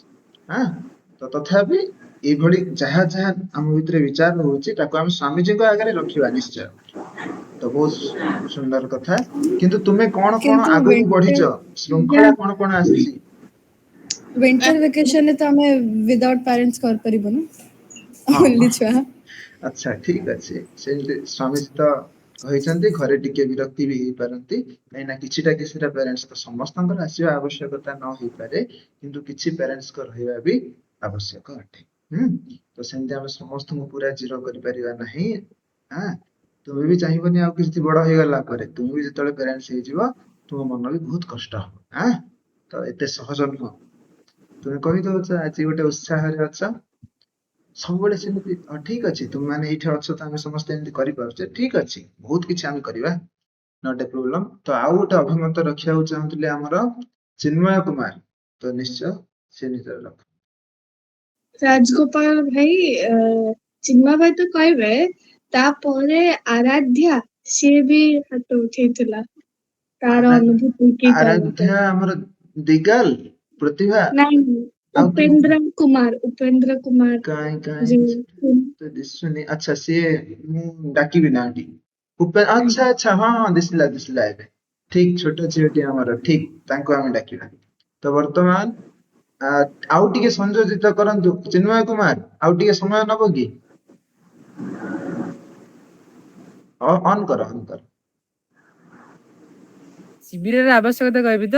ହଁ ଶିବିରର ଆବଶ୍ୟକତା ମୋ ମତରେ ମେନ୍ କାରଣ ହେଲା ଆମେ ଘରେ ବି ଆମକୁ ବାପା ମା ମାନେ ବାଟ ଦେଖଉଛନ୍ତି। ଆମେ ଆର୍ୟ ସନ୍ଦେଶ ଟିଭି ବି ଅଛି ସେଥିରେ ଚ୍ୟାନେଲରେ ବି ପ୍ରତିଦିନ ବି ଯେମିତି ବହୁତ ଅତିଥି ଆସୁଛନ୍ତି ବହୁତ ଗୁଡେ କଥା କୁହାହଉଛି ଆଉ ନ୍ୟୁଜ ବଗେରା ଫଗେରା ବହୁତ ଗୁଡେ ପ୍ରାର୍ଥନା ହଉ ବହୁତ ଗୁଡେ ଯେମିତି ଚ୍ୟାନେଲ ଅଛି ସେଥିରେ ବି ଆମକୁ ବହୁତ ଗୁଡେ ଉପଦେଶ ଦିଆହଉଛି ଇଭେନ କି ବାହାରେ ବଡ ଲୋକମାନେ ବି କେତେ କଥା କହୁଛନ୍ତି କିନ୍ତୁ ଆମେ ଅଧିକ ସମୟ ଦଉଛୁ ଆମ ସାଙ୍ଗମାନଙ୍କୁ ଅଧିକ ଆମ ମାନଙ୍କର ଅଧିକାଂଶ ପିଲାଙ୍କର ଇଭେନ କି ମୋର ବି ବହୁତ ବିଶ୍ୱାସ ଥିଲା ଆମେ ଭାବୁ କି ଆମ ସାଙ୍ଗମାନେ ସର୍ବଜ୍ଞ ଆମ ବାପା ମାଙ୍କ ଅପେକ୍ଷା ଅଧିକାଂଶ ଯେହେତୁ ଆମେ ତାଙ୍କ ହାତରେ ମିଶୁ ତ ଆମର ଇଚ୍ଛାଟା ହେଇଯାଏ କି ସେମାନେ ଯେମିତି ଭଗେଲେ ଆମେ ହଉଛନ୍ତି ଆମେ ସେମିତି କରିବୁ ଆଉ ଆମର ଅଧିକାଂଶ ପିଲା ଇଭେନ ମୁଁ ବି ସେମାନେ ଚଢିକିନା ଗୋଟେ ଭଲ ଜିନିଷ ଶିଖିବାକୁ ଯେତିକି ଆଗ୍ରହ ନ ହଇ ଦୁଇଗୁଣା ଗୋଟେ ଖରାପ ଜିନିଷ ଶିଖିବାକୁ ଗଲେ ଖରାପ ଜିନିଷଟା ଦୁଇଗୁଣା ଜଲ୍ଦି ଆଗ୍ରହଟା ପଳେଇବ ଏଇନା କଲରା ପିତା ଆଣି ଥୁଆ ହବ ଖାଇବାକୁ ଏଇନା ଚିକେନ କଷା ଆଣି ଖାଇବାକୁ ଥୁଆ ହବ ଦୁଇକିନା ପିଲାଙ୍କର ଚିକେନ କଷା ଆଡେ ନଜରଟା ପଳେଇବ ତ ଶିବିରର ଆବଶ୍ୟକତା ଏଇଥିପାଇଁ ମେନ୍ କାରଣ ଆମେ ପ୍ରତିଦିନ ଶୁଣି ଶୁଣି ପ୍ରତିଦିନ କହିଲେ ମଧ୍ୟ ଆମ ଉପରେ ବେଶୀ ଫରକ ପଡିବନି ଯୋଉଟା କି ସତ୍ସଙ୍ଗ ମାଧ୍ୟମରେ ହବ ଆଉ ସେମିତି ଆମେ ଚତୁର୍ପାର୍ଶ୍ୱରେ ଆମେ ବହୁତ ଗୁଡେ ଭକେଲେ ପିଲାଙ୍କ ହାତରେ ମିଶୁଛେ କେତେ ଜାଗାରେ ଏମିତି ହଉଛନ୍ତି ଯୋଉମାନେ ଅତି ଭଲ ପିଲା ଅଛନ୍ତି ସେମାନେ ଯୋଉ ପିଲାଙ୍କ ହାତରେ ମିଶି ପାରୁନାହାନ୍ତି ସେମାନେ ଏକୁଟିଆ ଲାଗୁଛି କି ଏମାନେ ଏମିତି କରିଦଉଛନ୍ତି ମୁଁ ଏଇନା କଲେ ମତେ ଖରାପ ଲାଗିବ ନାଇଁ ଆମ ଘରେ କହିଛନ୍ତି ଏଇଟା କରିବା କଥା ନୁହଁ ସେଇଟା କରିବା କଥା ନୁହଁ ମୁଁ ଏ ଚୋରି କାମ କରିପାରିବିନି ମୁଁ ଏମିତି ଭୁଲ କାମ କରିପାରିବିନି ତ ସେମାନେ ଅଧିକାଂଶ ସମୟରେ ଏକୁଟିଆ ହେଇଯାଆନ୍ତି ତ ଏମିତି ଜୀବନ ନିର୍ମାଣ ଶିବିର ହେଲେ ଏଠିକି ଯୋଉମାନେ ବି ତାଙ୍କରି ଭଳିଆ ଭଲ ପିଲା ଆସିଥିବେ ତ ସେମାନେ ତାଙ୍କ ହାତରେ ସମ୍ପର୍କିତ କରିପାରିବେ ମୁଁ ନିଜ କଥା କହୁଛି ମୋର ଏପର୍ଯ୍ୟନ୍ତ ଠିକ ସେ ଭଲ ସାଙ୍ଗ ହେଲେନି ବହୁତ କଷ୍ଟରେ ମଷ୍ଟରେ ଦଶମରେ ସାଙ୍ଗ 3 ଜଣ ପାଇଲି ସେ 3 ଜଣ ବି ଅକାଳ କୁଷ୍ମାଣ୍ଡ ତାଙ୍କ ହାତରେ ମିଶି ମୁଁ ବି ଗୋଟେ ଅକାଳ କୁଷ୍ମାଣ୍ଡ ହେଇଥିଲି ମୁଁ ଗଲି ଗତ ଥରକ ଜୀବନ ନିର୍ମାଣ ଶିବିର ଯାଇଥିଲି ଚେଷ୍ଟା କରିଥିଲି ସାଙ୍ଗ ହବାକୁ ତ ମୁଁ ଯେହେତୁ ଏତେ ସମାଜ ଭିତରେ ଭଲ ଭାବରେ ମିଶି ପାରେନି ତ ମିଶି ପାରିନଥିଲି ଏଥରକ ଶିବିର ଗଲି ମୁଁ ପୁଣି 3 ଜଣ ଭଲ ଭକେଲେ ପିଲାଙ୍କ ସାଙ୍ଗରେ ଥିଲି ପୁଣି 3 ଜଣ ଭଲ ପିଲାଙ୍କ ସାଙ୍ଗ ଥିଲି ତ ଶିବିର ହବାର ଆବଶ୍ୟକତା ଅଛି ସେଠିକି ଯିବାର ବି ଆବଶ୍ୟକତା ଅଛି ପ୍ରତିଦିନ ବାପା ମାମି ଯେତେ କଥା କହିଲେ ପ୍ରଥମେ 2-3 ଦିନ ଶୁଣିବାକୁ ଭଲ ଲାଗିବ ତାପରେ ସବୁ ଯାଏ ଏପଟେ କାନେ ପଶି ସେପଟେ କାନେ ଯିବା ଭଳିଆ ହବ ତ ଶିବିରକୁ ଗଲେ ସେଠାକାର ପରିବେଶ ଯେମିତି ଶିବିରର ପରିବେଶ ଯେପରି ଅନୁକୂଳ ସେ ଜାଗାରେ ମୁଣ୍ଡକୁ ଠିକ ଚିନ୍ତା ଆସିବ କଥା ବୁଝିବାକୁ ଇଚ୍ଛା ହବ ଯାହା ଗୁରୁଜନ କହିବେ ଜଣା ପଡିବ କୋଉଟା ଠିକ କୋଉଟା ଭୁଲ ଜାଣିବାକୁ ସହଜ ହବ ତ ମୋ ହିସାବରେ ସେଥିପାଇଁ ଶିବିର ଟା ଭଲ ଆଉ ଶିବିର ହବ ମାନେ ତା ମାନେ ନୁହେଁ ଯେ ଏକାଥରେ ବର୍ଷ ଧରି ପୁରା ଶିବିର ରହିଯିବ ବର୍ଷ ଧରି ଶିବିର ରହିଗଲେ ବି ବେଶୀ କିଛି ଫରକ ପଡେ ମାନେ ପୁଣି ଯାହା ଥିଲା ସେ ହେଇଯିବ ତ ମଝିରେ ମଝିରେ ହବା ଦରକାର ଯେତେକ ସବୁ ଯାହା ଭୁଲ ବଟା କାମ ଅଛି ତାକୁ ସବୁ ଯାକ ଠିକ ଠାକ କରିବା ପାଇଁ କେତେ ଦୂର ନିଜେ ପ୍ରକୃତରେ ଫିଟ୍ ହେଲ କେତେ ଦୂର ତମେ ଯାହା ଯୋଉମାନେ ହାତରେ ଆଗ ଗତ ଥରକ ଆସିଥିଲ କେମିତି ଥିଲା ଏଥର ଆସ କେମିତି ଥିଲ ମାନେ କହିବାକୁ ଗଲେ ଆମେ କଣ ଶିଖୁଛେ ସମାଜରେ ଆମେ ନିଜ କେତେ ପରିବର୍ତ୍ତନ କରୁଛେ ସେଇଟା ଶିବିରକୁ ଗଲେ ଜଣା ପଡିବ ଏତିକି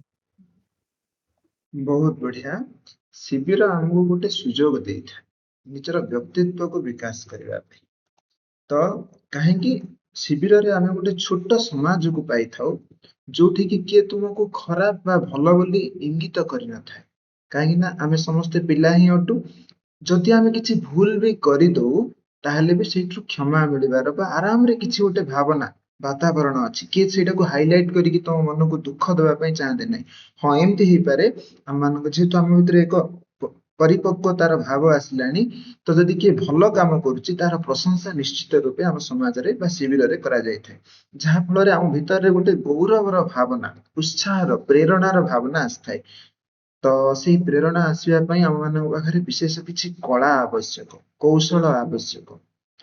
କ୍ରାଫ୍ଟସମ୍ୟାନସିପ ମାନେ କହିପାରିବା କିଏ ଭଲ କଥା କହିପାରୁଛି, କିଏ ଭଲ ଡ୍ୟାନ୍ସ କରିପାରୁଛି। ସ୍ୱାମୀଜୀ କହୁଥିଲେ ଏଇ କଥାଟି ଯେ ପିଲାମାନଙ୍କ ପାଖରେ ଯଦି ବ୍ୟକ୍ତିଗତ ସ୍ତରରେ କିଛି ଭଲ ଗୁଣ ଅଛି ତାହାର ମଧ୍ୟ ପରିପ୍ରକାଶ କର। ଏବଂ ସେଇଟାକୁ ବିଚାରରେ ରଖି ସ୍ୱାମୀଜୀ 7ଟା ଅଧ୍ୟାୟରୁ 8ଟା ଅଧ୍ୟାୟ ଏଇ ଯୋଉ ସମୟ ଅଛି ତାକୁ ତୁମମାନଙ୍କ ପାଇଁ ହିଁ ନିବିଷ୍ଟ କରିଛନ୍ତି। ତ ତୁମେମାନେ ମଧ୍ୟ ବିଶେଷ ଭାବରେ ନିଜକୁ ପ୍ରସ୍ତୁତି କର, ନିଜ ପାଖରେ ଯେଉଁ ଗୁଣ ଗୁଡ଼ିକ ରହିଛି ତାକୁ ବିଚାର କର। ଆଉ କିଛି କଥା ଅଛି ତା ବିଷୟରେ ରଖିବା, କିନ୍ତୁ ପ୍ରଥମେ ଆମେ ସୁଯୋଗ ଦେବା ବର୍ତ୍ତମାନ ଆରାଧ୍ୟା। ଆରାଧ୍ୟା ତୁମେ ଆଗକୁ ଆସ। ସମସ୍ତଙ୍କୁ ନମସ୍ତେ। ମୁଁ ପ୍ରଥମ ଥର ଶିବିର ବି ଯାଇଥିଲି। ଏଥର ଯୋଉ ହେଇଥିଲା ସେଥର ବି ଶିବିର ଯାଇଥିଲି ଓ ଆମକୁ ଏହା ଶିକ୍ଷା ପ୍ରାପ୍ତ କଲୁ ଯେ ନୂଆ ସକାଳୁ ଉଠିଲେ 3 ଥର ଓମ୍ କହିବା ଏବଂ ବାପା ମାଙ୍କୁ ପ୍ରଣାମ କରିବା ଓ ଗାୟତ୍ରୀ ମନ୍ତ୍ର କହିବା। ଓ ଆମେ ଶିବିରରେ ୟୋଗା ଏବଂ ବ୍ୟାୟାମ କରିଥିଲୁ ଓ ସେଠାରେ ଯଜ୍ଞ ବି କରିବାକୁ ମିଳିଥିଲା। ତ ଆମକୁ ଏହି ବଡ ବଡ ଅତିଥି ମାନେ ବି ଆସିଥିଲେ, ତାଙ୍କ ମାନଠୁ ଆମେ ଶିକ୍ଷା ପ୍ରାପ୍ତ କରିଥିଲୁ। ଏହା ଶିକ୍ଷା ପ୍ରାପ୍ତ କରିଥିଲୁ ଯେ ଆମେ ଅଦେଖାକୁ ଦେଖିପାରିବା ବା ଅଶୁଣାକୁ ଶୁଣିପାରିବା ଏବଂ ଅଜଣାକୁ ଜାଣିପାରିବା। ରାଜଗୋପାଳ ଭାଇ ଦେଖିକି କହୁଛି ନା କଣ? ଆରେ ତୁମେ ଏମିତି କଥା ଉପସ୍ଥାପନା କଲ ଯେ ସେଇଟା ଦେଖିକି କହିଛ ନା ମନରେ ରଖିକି କହିଛ, ଏଇଟା ଶଙ୍କା ଆସୁଛି। କଣ ଆରାଧ୍ୟା ମନରେ ଅଛି ଏସବୁ କଥା? ମନେ ଶୁଭିଲାନି? ମନରେ ଅଛି? ମନରେ ଅଛି। ତାହେଲେ ଦେଖ ଆମର ଶିବିର ସଫଳ ହେବାର ଗୋଟେ ଜ୍ୱଳନ୍ତ ପ୍ରମାଣ ହଉଛି ଇଏ ଯେ ଆମେ କିଭଳି ଭାବରେ, କେତେ ଛୋଟ ଛୁଆ ସିଏ ଦେଖ, କେତେ ସୁନ୍ଦର ଭାବରେ ସାର ଗର୍ଭକ କଥାଟିକୁ କହିଗଲେ। ଏହା ନିଶ୍ଚିତ ରୂପେ ଆମ ପାଇଁ ପ୍ରେରଣାର କଥା। ଆଗକୁ ଆହୁରି ଆମର ଗୁଣକୁ ବଢେଇବା। ତ ନିଶ୍ଚିତ ରୂପେ ପିଲାଟି ଯାହା କହିଲେ ଆରାଧ୍ୟା, ତାହା ଆମେ ସମସ୍ତେ ମନେ ରଖିବା। ସେ ଉପସ୍ଥାପନା କେମିତି କରୁଛନ୍ତି ତାହା ଗୁରୁତ୍ୱପୂର୍ଣ୍ଣ। ତ ନିଶ୍ଚିତ ସମୟ ପିଲେ, ସମୟ ଦ୍ୱାରା ଆମେ ସମସ୍ତେ ଅନୁବନ୍ଧିତ। ତ ଏବେ ଆଉ କିଏ ଯଦି ନିଜ ତରଫରୁ କିଛି କହିବାକୁ ଚାହୁଁଛ ତାକୁ କୁହ ଅଳ୍ପ କିଛି। ରାଜଗୋପାଳ ଭାଇ ସାନ ଦୟାନନ୍ଦ ଅଛନ୍ତି ବା? ଅଛନ୍ତି? ଜ୍ୟୋତିଷ୍ମାନ ବିରଜାନନ୍ଦ ବି ଅଛନ୍ତି। ନାଇଁ ଆମର ବିରଜାନନ୍ଦ ଢୋଳ ଶଙ୍କର ଆଗ କଥା ଶୁଣିବ। ଆମ ଢୋଳ ଶଙ୍କର ଟିକେ ଆସିକି କରିବେ। ଆଚ୍ଛା, କାଇଁ ଏଇଠି ଅଛନ୍ତି। ଜ୍ୟୋତିଷ୍ମାନ ପ୍ରକଟୀଭୂତ କୁହ। କୋଉଠି ରହିଲ ମୋର ସମସ୍ତଙ୍କୁ ନମସ୍କାର। ଆଗେ ଦିଶୁ ନାହଁ ଏ ପର୍ଯ୍ୟନ୍ତ। ହଁ, ଇଏ ଆସିଲ। ବର୍ତ୍ତମାନ ସ୍ଥିର କରିଦିଅ କ୍ୟାମେରାକୁ। ସତ୍ୟବ୍ରତ ଭଳି ହୁଅନି। ନାଟା ବ୍ରତ, ଦୃଢତା ପୂର୍ବକ ଧାରଣ କର। ହଁ, ସ୍ଥିର କରିଦିଅ। ବର୍ତ୍ତମାନ କୁହ। ମୋର ସମସ୍ତଙ୍କୁ ନମସ୍କାର। ଆଜ୍ଞା ଆଲେନ ସେଇଟାକୁ ଠିକ ସେ ରଖ, ମୁହଁ ଦେଖାଉନି, ଛାତ ଦେଖାଉଛି। ଛାତ ତ କହୁନି ନା, ତମେ କହୁଛ ତମକୁ ଲାଗେ ଛାତ କହୁଛି ବୋଲି। ତ ଦେଖ କେତେ ସୁନ୍ଦର। ଇଏ ମଧ୍ୟ ଆମେ ନଜରରେ ରଖିବା ଆବଶ୍ୟକ ଯେ କେମିତି ଆମେ ନିଜକୁ ପ୍ରୋଜେକ୍ଟ କରୁଛେ ସମାଜ ଆଗରେ। ତ ବହୁତ ଗୁରୁତ୍ୱପୂର୍ଣ୍ଣ ପ୍ରସଙ୍ଗ ଗୁଡିକ, ଏଇ ଛୋଟ ଛୋଟ କଥା ଗୁଡିକ। ଠିକ ଅଛି। ତ ଜ୍ୟୋତିଷ୍ମାନ ନିର୍ଭୟତାର ସହିତ ଆଗକୁ ଆସ। ପାଖକୁ ଟିକେ ରଖ, ବେଶୀ ବ୍ୟାକଗ୍ରାଉଣ୍ଡ ଦିଶିବନି। ମୁଁ ଟିକେ ପରେ କହିବା ପାଇଁ ଚାହୁଁଛି। ଆରେ ସମୟ ନେବ। ତ ଆମେ ଏଇଟା କେତେ ପର୍ଯ୍ୟନ୍ତ କରିପାରିବା? ସ୍ୱାମୀଜୀ ଆମକୁ ମାତ୍ର ଅଧଘଣ୍ଟାଏ ସମୟ ଦେଇଥିଲେ।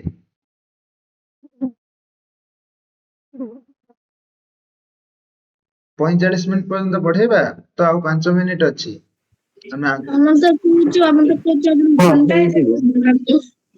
ନାଇଁ ପ୍ରସିଦ୍ଧି କଣ କହିଲେ ଶୁଭିଲାନି ଭଲ ଆରେ।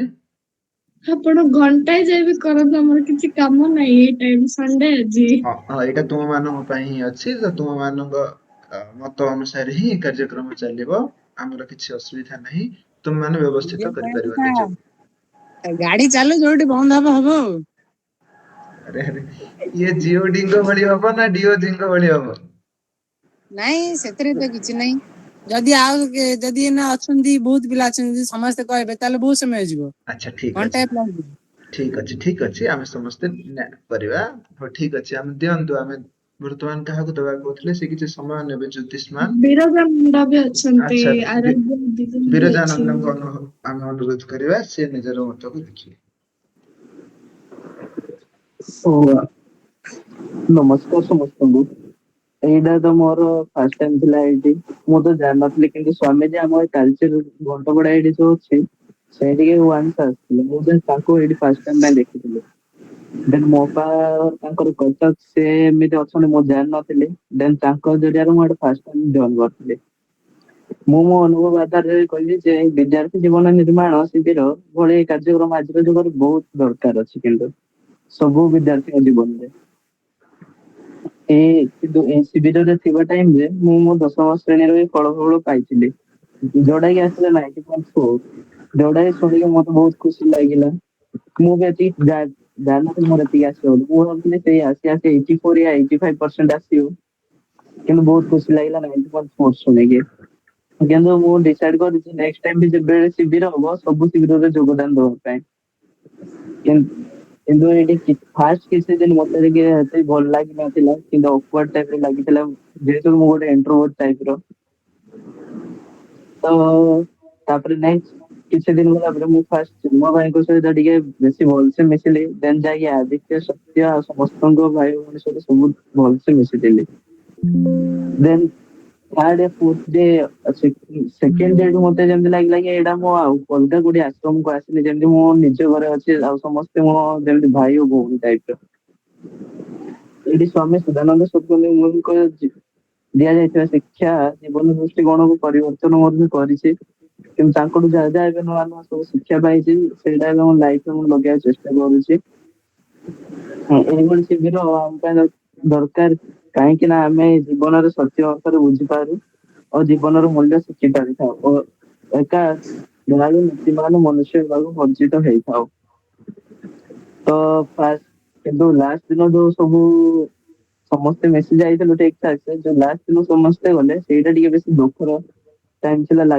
ଯେମିତି ଫାର୍ଷ୍ଟ ସେ ସତ୍ୟ ଆଗକୁ ଗଲା ସେଇ ଟାଇମରେ ଏତେ କିଛି ଲାଗିନଥିଲା, କିନ୍ତୁ ଲାଷ୍ଟ ଟାଇମରେ ଯେତେ ସବୁ ଛାଡି ଗୋଟେ ଭାଇ ଭଉଣୀ ମାନେ ସବୁ ଗଲେ ବହୁତ ଦୁଃଖ ଲାଗିଥିଲା। କିନ୍ତୁ ତା ପରଦିନ ଯେବେ ସକାଳୁ ନିଜେ ଘରେ ଆସିକି ଭାବିଲୁ ଆମେ ସକାଳୁ ଏମିତି ସେଇଠି ଉଠୁଥିଲୁ ଏକା ସାଙ୍ଗରେ, ଦେନ୍ ସବୁ ମଜାମସ୍ତି କରୁଥିଲୁ। ଦେନ୍ ତାପରେ ସକାଳେ ବସିକି ଭଜନ ଚାଲିଥିଲା, ଦେନ୍ ସ୍ୱାମୀଜୀଙ୍କ କ୍ଲାସ, ଏଇଟା ସବୁ କିନ୍ତୁ ମନେ ପଡୁଛି। ସେଠାରେ ମୁଁ ଏକ ପରିବେଶ ଦେଖିଲି ଯେଉଁଠି ସମସ୍ତେ ଜଣେ ଓ ଅନ୍ୟର ଭାବେ ରହୁଥିଲେ। ଭାଇ ପାଇଁ ଭାବ ଓ ଗୁରୁଜନଙ୍କ ପ୍ରେମ ଓ ଶିକ୍ଷା ମତେ ଏକ ଅନ୍ୟର ଜଗତ ଅନୁଭବ କରିଥିଲା। କିନ୍ତୁ ଶିବିରରେ ସେଇ କିଛି ଦିନ ମୋ ପାଇଁ ଏମିତି ଲାଗିଲା ଯେପରି ମୋ ନିଜ ଘରେ ବି ଅଛି। ଧନ୍ୟବାଦ। ଆଚ୍ଛା, ଇଏ ରିପୋର୍ଟିଂ ହଉଥିଲା ନା ମନରୁ ଆସୁଥିଲା? ମନରୁ ଅଲରେଡି। ଆଖି ଟିକେ କହୁଥିଲା ରିପୋର୍ଟିଂ ହେଲା ବେଳେ। ଏଇଟା ରିପୋର୍ଟିଂ ନାହିଁ, ମୁଁ ଗୋଟେ ଫୋନ ରେ ଏଇଠି କରୁଛି। ହଉ ଠିକ ଅଛି, ବହୁତ ଦେଖିଦେଲେ ସୁନ୍ଦର। ଯଦି କହିବ ଦେଖିଦେବି। ନାଇଁ, ରିପୋର୍ଟିଂ ଆମର ଆରାଧ୍ୟା ଦିଗାଲ ଜି କରୁଛନ୍ତି।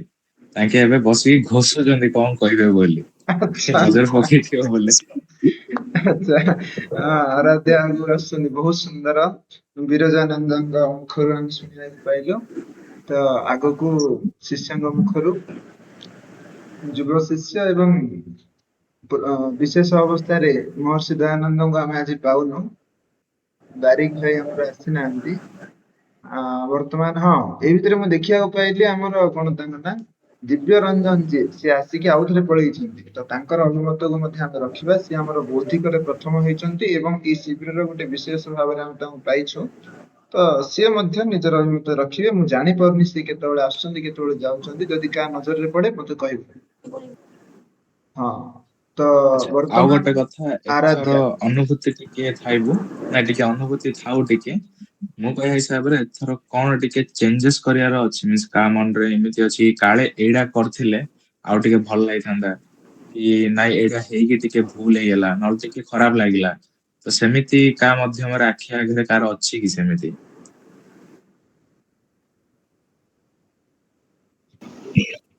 ହଁ ହଁ ହବିଷ୍ମତି କୁହ। ମୁଁ ଯେବେ ଏମିତି ନର୍ମାଲି ଦାଦି ଆଶ୍ରମରେ ଯେବେ ଥାନ୍ତି ମୁଁ ଯାଇଥିଲି, ସ୍ୱାମୀଜୀ ସେତେବେଳେ ମନ୍ତ୍ର ଉଚ୍ଚାରଣର କରେକ୍ଟ ପ୍ରୋନାଉନ୍ସିଏସନ ଶିଖଉଥିଲେ। ବିଦ୍ୟାର୍ଥୀ ମାନଙ୍କ ଭିତରେ ବି ଯଦି ସେଟା କରି ହୁଅନ୍ତା ତାହେଲେ ଟିକେ ଭଲ ହୁଅନ୍ତା। ମନ୍ତ୍ର କେମିତି ଭଲରେ ଆମେ ଉଚ୍ଚାରଣ କରିବା ସେଟା, ଆଉ ମନ୍ତ୍ରର ମିନିଂ ବୁଝିବା, ତାହେଲେ ପରେ କେବେ ପ୍ରୋବ୍ଲେମ ହବନି। ୟାକୁ ବିଚାର ରଖିବା, ଏ ସ୍ୱାମୀଜୀଙ୍କ ପାଖକୁ ମଧ୍ୟ ପହଞ୍ଚେଇବା। ଆଉ କିଛି ଅଛି ପ୍ରସିଦ୍ଧି? ମୁଁ କହିବାକୁ ଚାହୁଁଥିଲି ଯେ ଅତିଥି ମାନେ ଆସିଲେ ଆମେ ନିହାତି ଭାବରେ ବହୁତ ଜିନିଷ ଶିଖି ପାରୁଛୁ, କିନ୍ତୁ ଅତିଥି ମାନେ ଆସିଲେ ଆମେ ଗତ ଥର ଶଙ୍କା ସମାଧାନର ଗୋଟେ କାର୍ଯ୍ୟକ୍ରମ କରିଥିଲୁ। ତ ଏଥର ଯେହେତୁ ଅତିଥି ମାନଙ୍କର ଟିକେ ଅତିଥି ମାନେ ଅଧିକ ମାତ୍ରାରେ ଆସିଥିଲେ ତ ଆମମାନଙ୍କର ସେଇ କ୍ଲାସ ହେଇପାରିନଥିଲା। ତ ଅତିଥି ମାନେ ଆସନ୍ତୁ, ସେଇଟା ଭଲ, ଆମେ ବହୁତ ଜିନିଷ ଶିଖୁଛୁ, କିନ୍ତୁ ତା ସହିତ ଦିବ୍ୟ ରଞ୍ଜନ ମଧ୍ୟ ଆସିଛନ୍ତି, ବହୁତ ସୁନ୍ଦର ବିନ୍ଦୁକୁ ଉପସ୍ଥାପନା କରିଛନ୍ତି ପ୍ରସିଦ୍ଧି। ସ୍ୱାମୀଜୀ ଏଇଟାକୁ ମଧ୍ୟ ଅନୁଭବ କରିଛନ୍ତି ଏଇଟା, ତଥାପି ଆମ ତରଫରୁ ମଧ୍ୟ ସ୍ୱାମୀଜୀଙ୍କୁ ଏଇ ବିନ୍ଦୁ ଜଣେଇବା। ଦିବ୍ୟ ରଞ୍ଜନ, ବହୁତ କିଛି କଥା ଆଲୋଚନା ହେଲା, କିନ୍ତୁ ତୁମର ବି ଟିକେ ଅପେକ୍ଷା ଥିଲା। ନିଜକୁ ପ୍ରସ୍ତୁତ କର, କଣ ଶିବିର ସମ୍ପର୍କରେ ନିଜର ମତ ପ୍ରସ୍ତୁତି କର ଏବଂ କଣ ଆଗକୁ ଠିକ ବା କିଛି ଭଲ କରିପାରିବା ସେ ବିଷୟ। ଆଚ୍ଛା, ସେ ପଳଉଛନ୍ତି ବୋଧହୁଏ, ନେଟୱାର୍କ ଇସ୍ୟୁ ରହୁଛି। ହଁ ଆରାଧ୍ୟା, ବର୍ତ୍ତମାନ ତୁମେ କୁହ। ଆଉ ସମସ୍ତେ ମଧ୍ୟ ନିଜ ମନକୁ ବିଚାର କରୁଥିବା କିଛି କହିବା ପାଇଁ। ସମସ୍ତଙ୍କୁ ନମସ୍ତେ, ମୁଁ ଆରାଧ୍ୟା। ମୁଁ ପ୍ରଥମ ଥର ବି ଯାଇଥିଲି ଏବଂ ଦ୍ୱିତୀୟ ଥର ବି ଯାଇଛି। ପ୍ରଥମ ଥର ମୁଁ ଟିକେ ନର୍ଭସ ହେଇଥିଲି, କଣ ହବ କଣ ନାହିଁ ଟିକେ ଡରି ଯାଇଥିଲି, କିନ୍ତୁ ଦ୍ୱିତୀୟ ଥର ମତେ ବହୁତ ଖୁସି ଲାଗିଲା।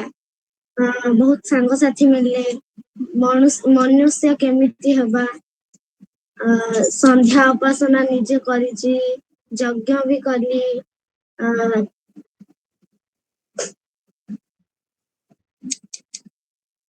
ଆହୁରି ୟୋଗା ବି କଲି, ବ୍ୟାୟାମ ବି କଲି।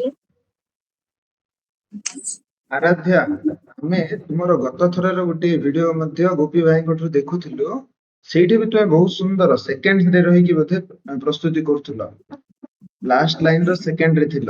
ମୁଁ ଦେଖୁଥିଲି, ଆରେ ଇଏ ଗତ ଥର ବି ବହୁତ ସୁନ୍ଦର ଭାବରେ ସେ ଯୋଉ ଆମର ଗୋପୀ ଭାଇ ଯାହା ଶିଖଉଥିଲେ ସେ ସବୁ ପ୍ରଦର୍ଶନ କରୁଥିଲ, ଆଉ ଏଥର ତୁମେ ତାଠୁ ବି ଅଧିକ କିଛି ଅନୁଭବ କରିଛ। ଇଏ ବହୁତ ଗୁରୁତ୍ୱପୂର୍ଣ୍ଣ, କିନ୍ତୁ ଗୋଟିଏ ପ୍ରଶ୍ନ ରହିଥିଲା, କଣ ପରିବର୍ତ୍ତନ କରିବା ଆବଶ୍ୟକ ସେ ବିଷୟରେ ମଧ୍ୟ କିଛି ଦୁଇ ବିନ୍ଦୁ ରଖିବ। ଏବଂ ବର୍ତ୍ତମାନ ଆଉ ଗୋଟେ ଆଗ୍ରହ କରିବା ଯେ ତୁମ ଜୀବନରେ ଶିବିରରୁ ଆସିବା ପରେ କଣ କଣ ନୂଆ ଜିନିଷକୁ ତୁମେ ଅବତାରଣା କରେଇଛ ସେ ମଧ୍ୟ ରଖିବ। ଅର୍ଥାତ୍ କଣ କଣ ଚେଞ୍ଜେସ୍ ତମ ପାଖରେ ବର୍ତ୍ତମାନ ଏ ପର୍ଯ୍ୟନ୍ତ ହେଇସାରିଲାଣି ସେଇଟାକୁ ମଧ୍ୟ ଜାଣିବା। ସକାଳେ ମୁଁ 4ଟାରୁ ଉଠି ଯାଇଥିଲି, ଉଠିକି ପ୍ରାତ ଜାଗରଣ ମନ୍ତ୍ର କଲି। ତ ଏବେ କଣ ନୂଆ ହେଲା, ମନ୍ତ୍ର ପଢିବା ହଉଛି? ହଁ। ପିତା ମାତାଙ୍କ ଚରଣ ସ୍ପର୍ଶ ପାଦକୁ ଛୁଇଁବା ହଉଛି? ସକାଳୁ ଉଠିକି ମୁଁ ବାବା ତ ନାହାନ୍ତି, ମୁଁ ମାମାଙ୍କୁ ପ୍ରଣାମ କରେ। ବାବା ଭୁବନେଶ୍ୱରରେ ରହୁଛନ୍ତି ନାଇଁ କି? କଷ୍ଟ ହଉଛି, ହଉ ଠିକ ଠିକ ଠିକ। ତ ବହୁତ ଆଚ୍ଛା, ଏବଂ ପ୍ରସିଦ୍ଧି କିଛି କହିବାକୁ ଚାହୁଁଛି? ପ୍ରସିଦ୍ଧି ହାତ ଉଠିଛି ନା? ଆଚ୍ଛା, ହଉ, ହାତ ଇଏ କରିବା ତ ଠିକ ଅଛି। ରାଜଗୋପାଳ ଭାଇ, ଆଜ୍ଞା, ହଁ କୁହ। ଆପଣ ଯୋଉ ଓମ ଭାଇ ଯୋଉ କହୁନଥିଲେ କି ଯୋଉ ଶିବିରରେ ଯୋଉଟା ମିସିଂ ହଉଛି, ସତ୍ୟ ଏବେ ଷ୍ଟାର୍ଟିଂ ରେ କହୁଥିଲା ନା, ଆଉ ୱିଣ୍ଟର ଭ୍ୟାକେସନରେ ଯେବେ ଶିବିର ହବ ବାପା ମାଙ୍କୁ ଆଣିବାନି, କିନ୍ତୁ ୟା ପରଥର ଯେତେବେଳେ ବିଦ୍ୟାର୍ଥୀ ନିର୍ମାଣ ଶିବିର ସମର ଭ୍ୟାକେସନରେ ହବ, ସେତେବେଳେ ଯୋଉ ପିଲାମାନେ ମାନେ ଏବେ ଯୋଉ ପିଲାମାନେ ଆସିଛନ୍ତି, ଜଣେ ଜଣେ ମାନେ ସ୍ୱାମୀଜୀ ଯାହା କହିଲେ, ଯାହା କରାଯାଉଥିଲା ତାକୁ ଅବମାନନା କରୁଛନ୍ତି। ଯଦି ସେତେବେଳେ ତାଙ୍କ ବାପା ମା ଆସିବେ, ତାଙ୍କୁ ସେଇ ମାର୍ଗରେ ଯିବା ପାଇଁ ପ୍ରେରିତ କରିପାରିବେ। ଆଚ୍ଛା ଓ ଆଚ୍ଛା। ତାହା କରିବା ପାଇଁ ତାଙ୍କୁ ଉତ୍ସାହିତ କରିପାରିବେ।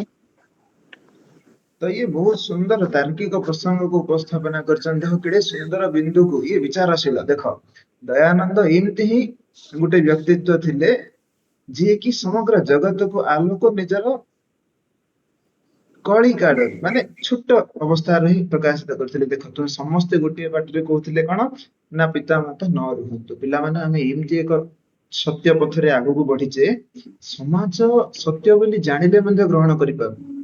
ତ ଆମେ ମାନେ କେତେ ଭାଗ୍ୟଶାଳୀ ଅଟୁ ବା କେତେ ଆମର କର୍ମ ଉନ୍ନତ, ସଂସ୍କାର ଉନ୍ନତ ଯେ ଏଇଭଳି କଥାକୁ ଧରୁଛେ ଏବଂ ପ୍ରକାଶିତ ମଧ୍ୟ କରୁଛେ। ମତେ ଆଶ୍ଚର୍ଯ୍ୟ ଲାଗୁଛି ତୁମ ମାନଙ୍କ ଭଳି ପିଲା ବହୁତ କଷ୍ଟ ପିଲେ। ତୁମେ ମାନେ ହିଁ ସେଇ ଛଣା ପିଲା ଅଟ ଯୋଉମାନେ କି ନିଜକୁ ଏଇଭଳି ସ୍ଥିତିରେ ଉପସ୍ଥାପିତ କରିପାରିଛନ୍ତି ଏବଂ ନିଜକୁ ପ୍ରକାଶିତ ମଧ୍ୟ କରିପାରୁଛନ୍ତି।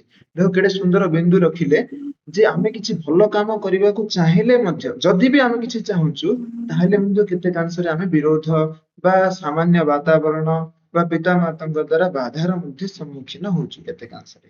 ହେଇପାରୁଥିବା କିଏ ଜାଣିଛି, କାହିଁକି ନା ମୋର ଗୋଟେ ଷ୍ଟୁଡେଣ୍ଟ ଥିଲା ଗତ ବର୍ଷ ସିଏ ଯାଇକି ଆସିଲା, ତାର କିଛି ସମସ୍ୟା ସିଏ ଏଇଠି ପାଳନ କରୁଥିଲା କିନ୍ତୁ ଘରକୁ ଗଲେ ସେତେ ଭଲରେ ସେ ପାଳନ କରିପାରୁନି।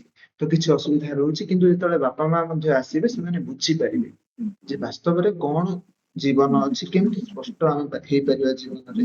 ତ ବହୁତ ସୁନ୍ଦର ପ୍ରସଙ୍ଗ। ବହୁତ ବହୁତ ଧନ୍ୟବାଦ ଜ୍ୟୋତିଷ ମ୍ୟାମ। ଏଇଭଳି ବିଚାରକୁ ଆମେ ଆଗ୍ରହ କରୁଛୁ ଆଉ ସ୍ୱାଗତ କରୁଛୁ। ତ ବର୍ତ୍ତମାନ କୁଆଡେ ଗଲେ? ରାଜଗୋପାଳ ଭାଇ, ଆଚ୍ଛା କୁହ। ସମସ୍ତେ କହିନାହାନ୍ତି, ବହୁତ ପିଲା ଭିଡିଓ ଅନ୍ କରିକି ବି ରହି ଯାଉଛନ୍ତି, ତାଙ୍କୁ ଏଇ ସୁଯୋଗ ଦେଲେ। ହଁ ଏଇ କଥା କହିଲେ ଜଣେ ଅଫ୍ କରିଦେଲେ, ଆବଶ୍ୟକ ନାହିଁ। ଆଉ କିଛି ଲୋକ ତ ବନ୍ଦ ବି 1 ଭିଡିଓ ଅଫ୍ ବି କରିଛନ୍ତି। ଆଚ୍ଛା ଆଚ୍ଛା, ଆଗରୁ କିଏ ମାତା ପିତାଙ୍କୁ ମୁଣ୍ଡିଆ ମାରୁନଥିଲ ବା ପାଦ ଛୁଇଁ ନଥିଲ କିନ୍ତୁ ଏବେ ପାଳନ କରିବା ଆରମ୍ଭ କରିଛ? ସେମିତି କିଏ ଅଛ ଯଦି ହାତ ଟେକ।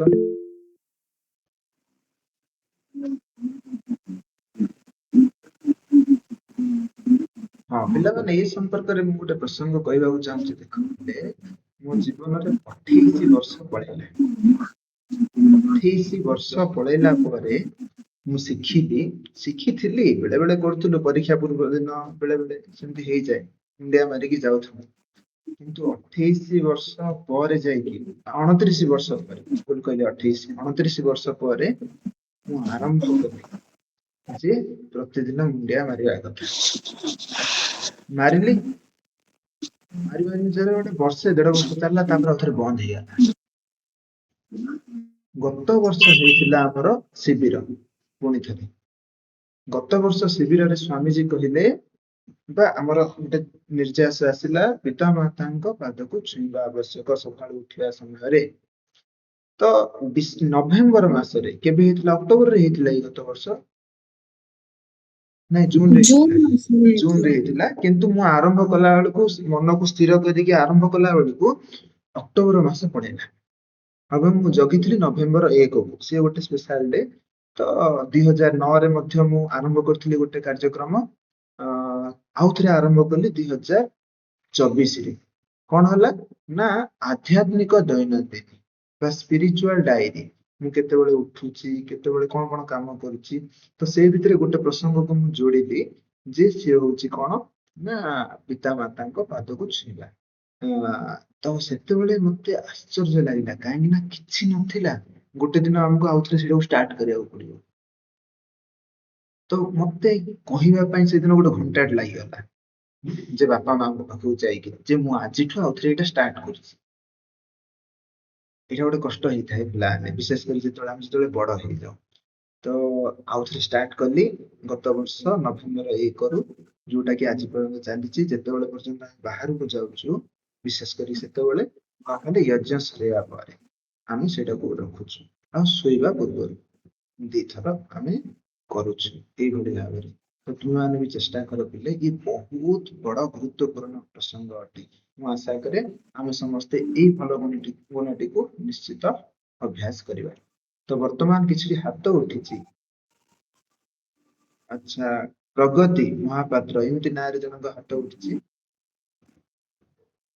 ନାଇଁ, କଟିଗଲା। ହାତ ଉଠିଥିଲା ଅନେକଙ୍କର ଏବଂ ପରେ ଉଠିଛି। କିଛି କହିବାକୁ ଚାହୁଁଛ? ହଁ, ଜ୍ୟୋତି।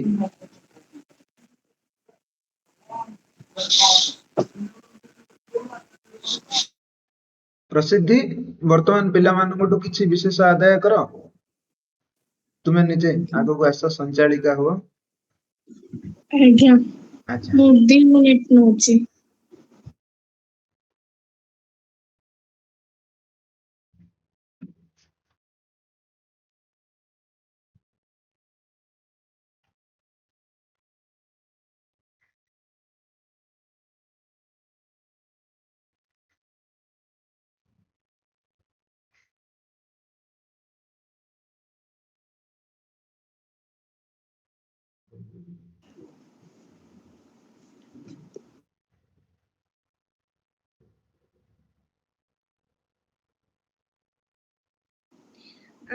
ଯେତେବେଳେ ସ୍ୱାମୀଜୀ ଶେଷ ଦିନ କହିଥିଲେ ଯେ ନେକ୍ସଟ ଟାଇମ ଯେତେବେଳେ ଶିବିର ହଉଛି ସେତେବେଳେ ତମେ ଆଉ ଜଣଙ୍କୁ ନେଇକି ଆସିବ କି ଯେତେ ଜଣ ହୁଅନ୍ତୁ ନେଇକି ଆସିବ। ଆଉ ସ୍ୱାମୀଜୀ ଏହା ବି କହିଥିଲେ ଯେ ତମେ 10 ଜଣଙ୍କୁ ଏ ଶିବିର ବିଷୟରେ କହିବ, କି ବେଦ ବିଷୟରେ କହିବ, ତାଙ୍କୁ ତମେ ଯାହା ଶିଖିଲ ସେଇ ବିଷୟରେ କହିବ। ତ କେତେ ଜଣଙ୍କୁ କହିଛନ୍ତି ସେଇଆ କହିବେ।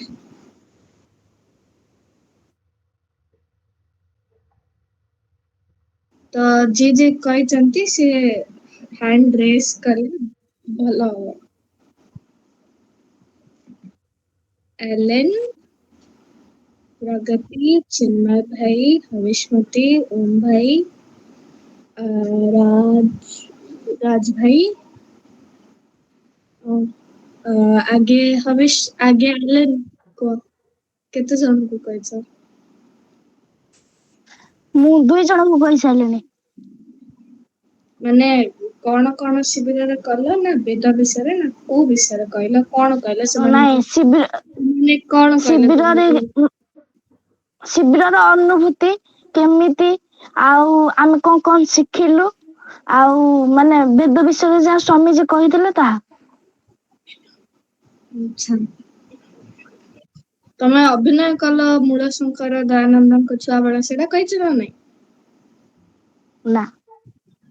ସେଇଟା କହିନ, ସେଇଟା ତ ଇମ୍ପୋର୍ଟାଣ୍ଟ। ତମକୁ ଏତେ ଇମ୍ପୋର୍ଟାଣ୍ଟ ରୋଲ ମିଳିଥିଲା ଆଉ। ହଉ ଛାଡ, ଠିକ ଅଛି। ଓମ ଭାଇ, ତମେ କୁହ।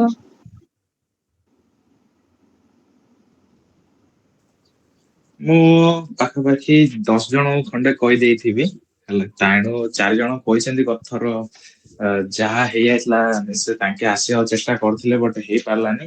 ତାଙ୍କର ଘରେ ମନା କରିଦେଲେ, ପ୍ୟାରେଣ୍ଟସ ମାନେ ମନା କଲେ କି ନାଇଁ ଆମର ଏବେ ସମୟ ନାହିଁ, ତମେ ଆସିପାରୁନି। ମାତ୍ର ଏଥର ତାଙ୍କୁ 4-5 ଜଣ କହିଛନ୍ତି କି ନେକ୍ସଟ ଟାଇମ ଯାହା ବି ହବ ସେମାନେ ଆସିବେ ଆଉ ତାଙ୍କର ଏକ୍ସପିରିଏନ୍ସ କରିବେ ଯିଏ ଯାହାର, ସେମିତି ଆଉ।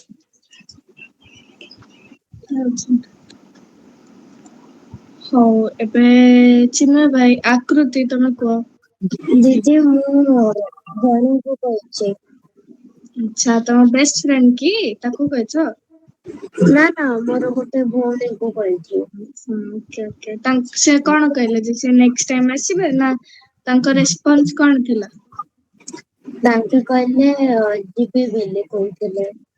ହଉ, ହେଲେ ତମ ନାଁ ମୁଁ ଲେଖିଲି। ସେ ଦିଦି ଆସିଛନ୍ତି କି ନାଇଁ ନେକ୍ସଟ ଟାଇମ କୁ ଦେଖିବା।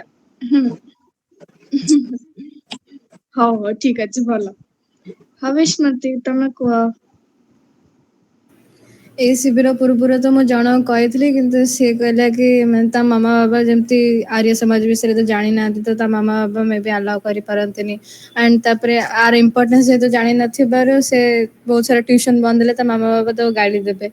ସେଥିପାଇଁ ସେ ଏଥରକ ଆସିପାରିଲାନି, କିନ୍ତୁ ତାକୁ ଆସିବା ପାଇଁ ବହୁତ ଇଚ୍ଛା ଥିଲା। ମୁଁ ତାକୁ ତା ବିଷୟରେ, ଶିବିର ବିଷୟରେ କହିଲି, କେମିତି ଡ୍ରାମା ହେଲା, ଆମେ କେମିତି ନୂଆ ଜିନିଷ ଶିଖିଲୁ, କେତେ ବଡ ବଡ ଲୋକ ଆସିଥିଲେ, ସେଗୁଡା ସବୁ କହିଲେ। ତାକୁ ଇଚ୍ଛା ଅଛି ବହୁତ ଆସିବା ପାଇଁ।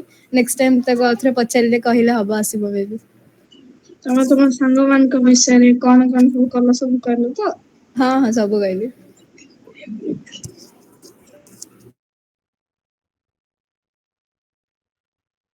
ତମେ କହିଲ ତମେ ସତୀ ପଡିଆକୁ ନେଇକି ଯାଅ।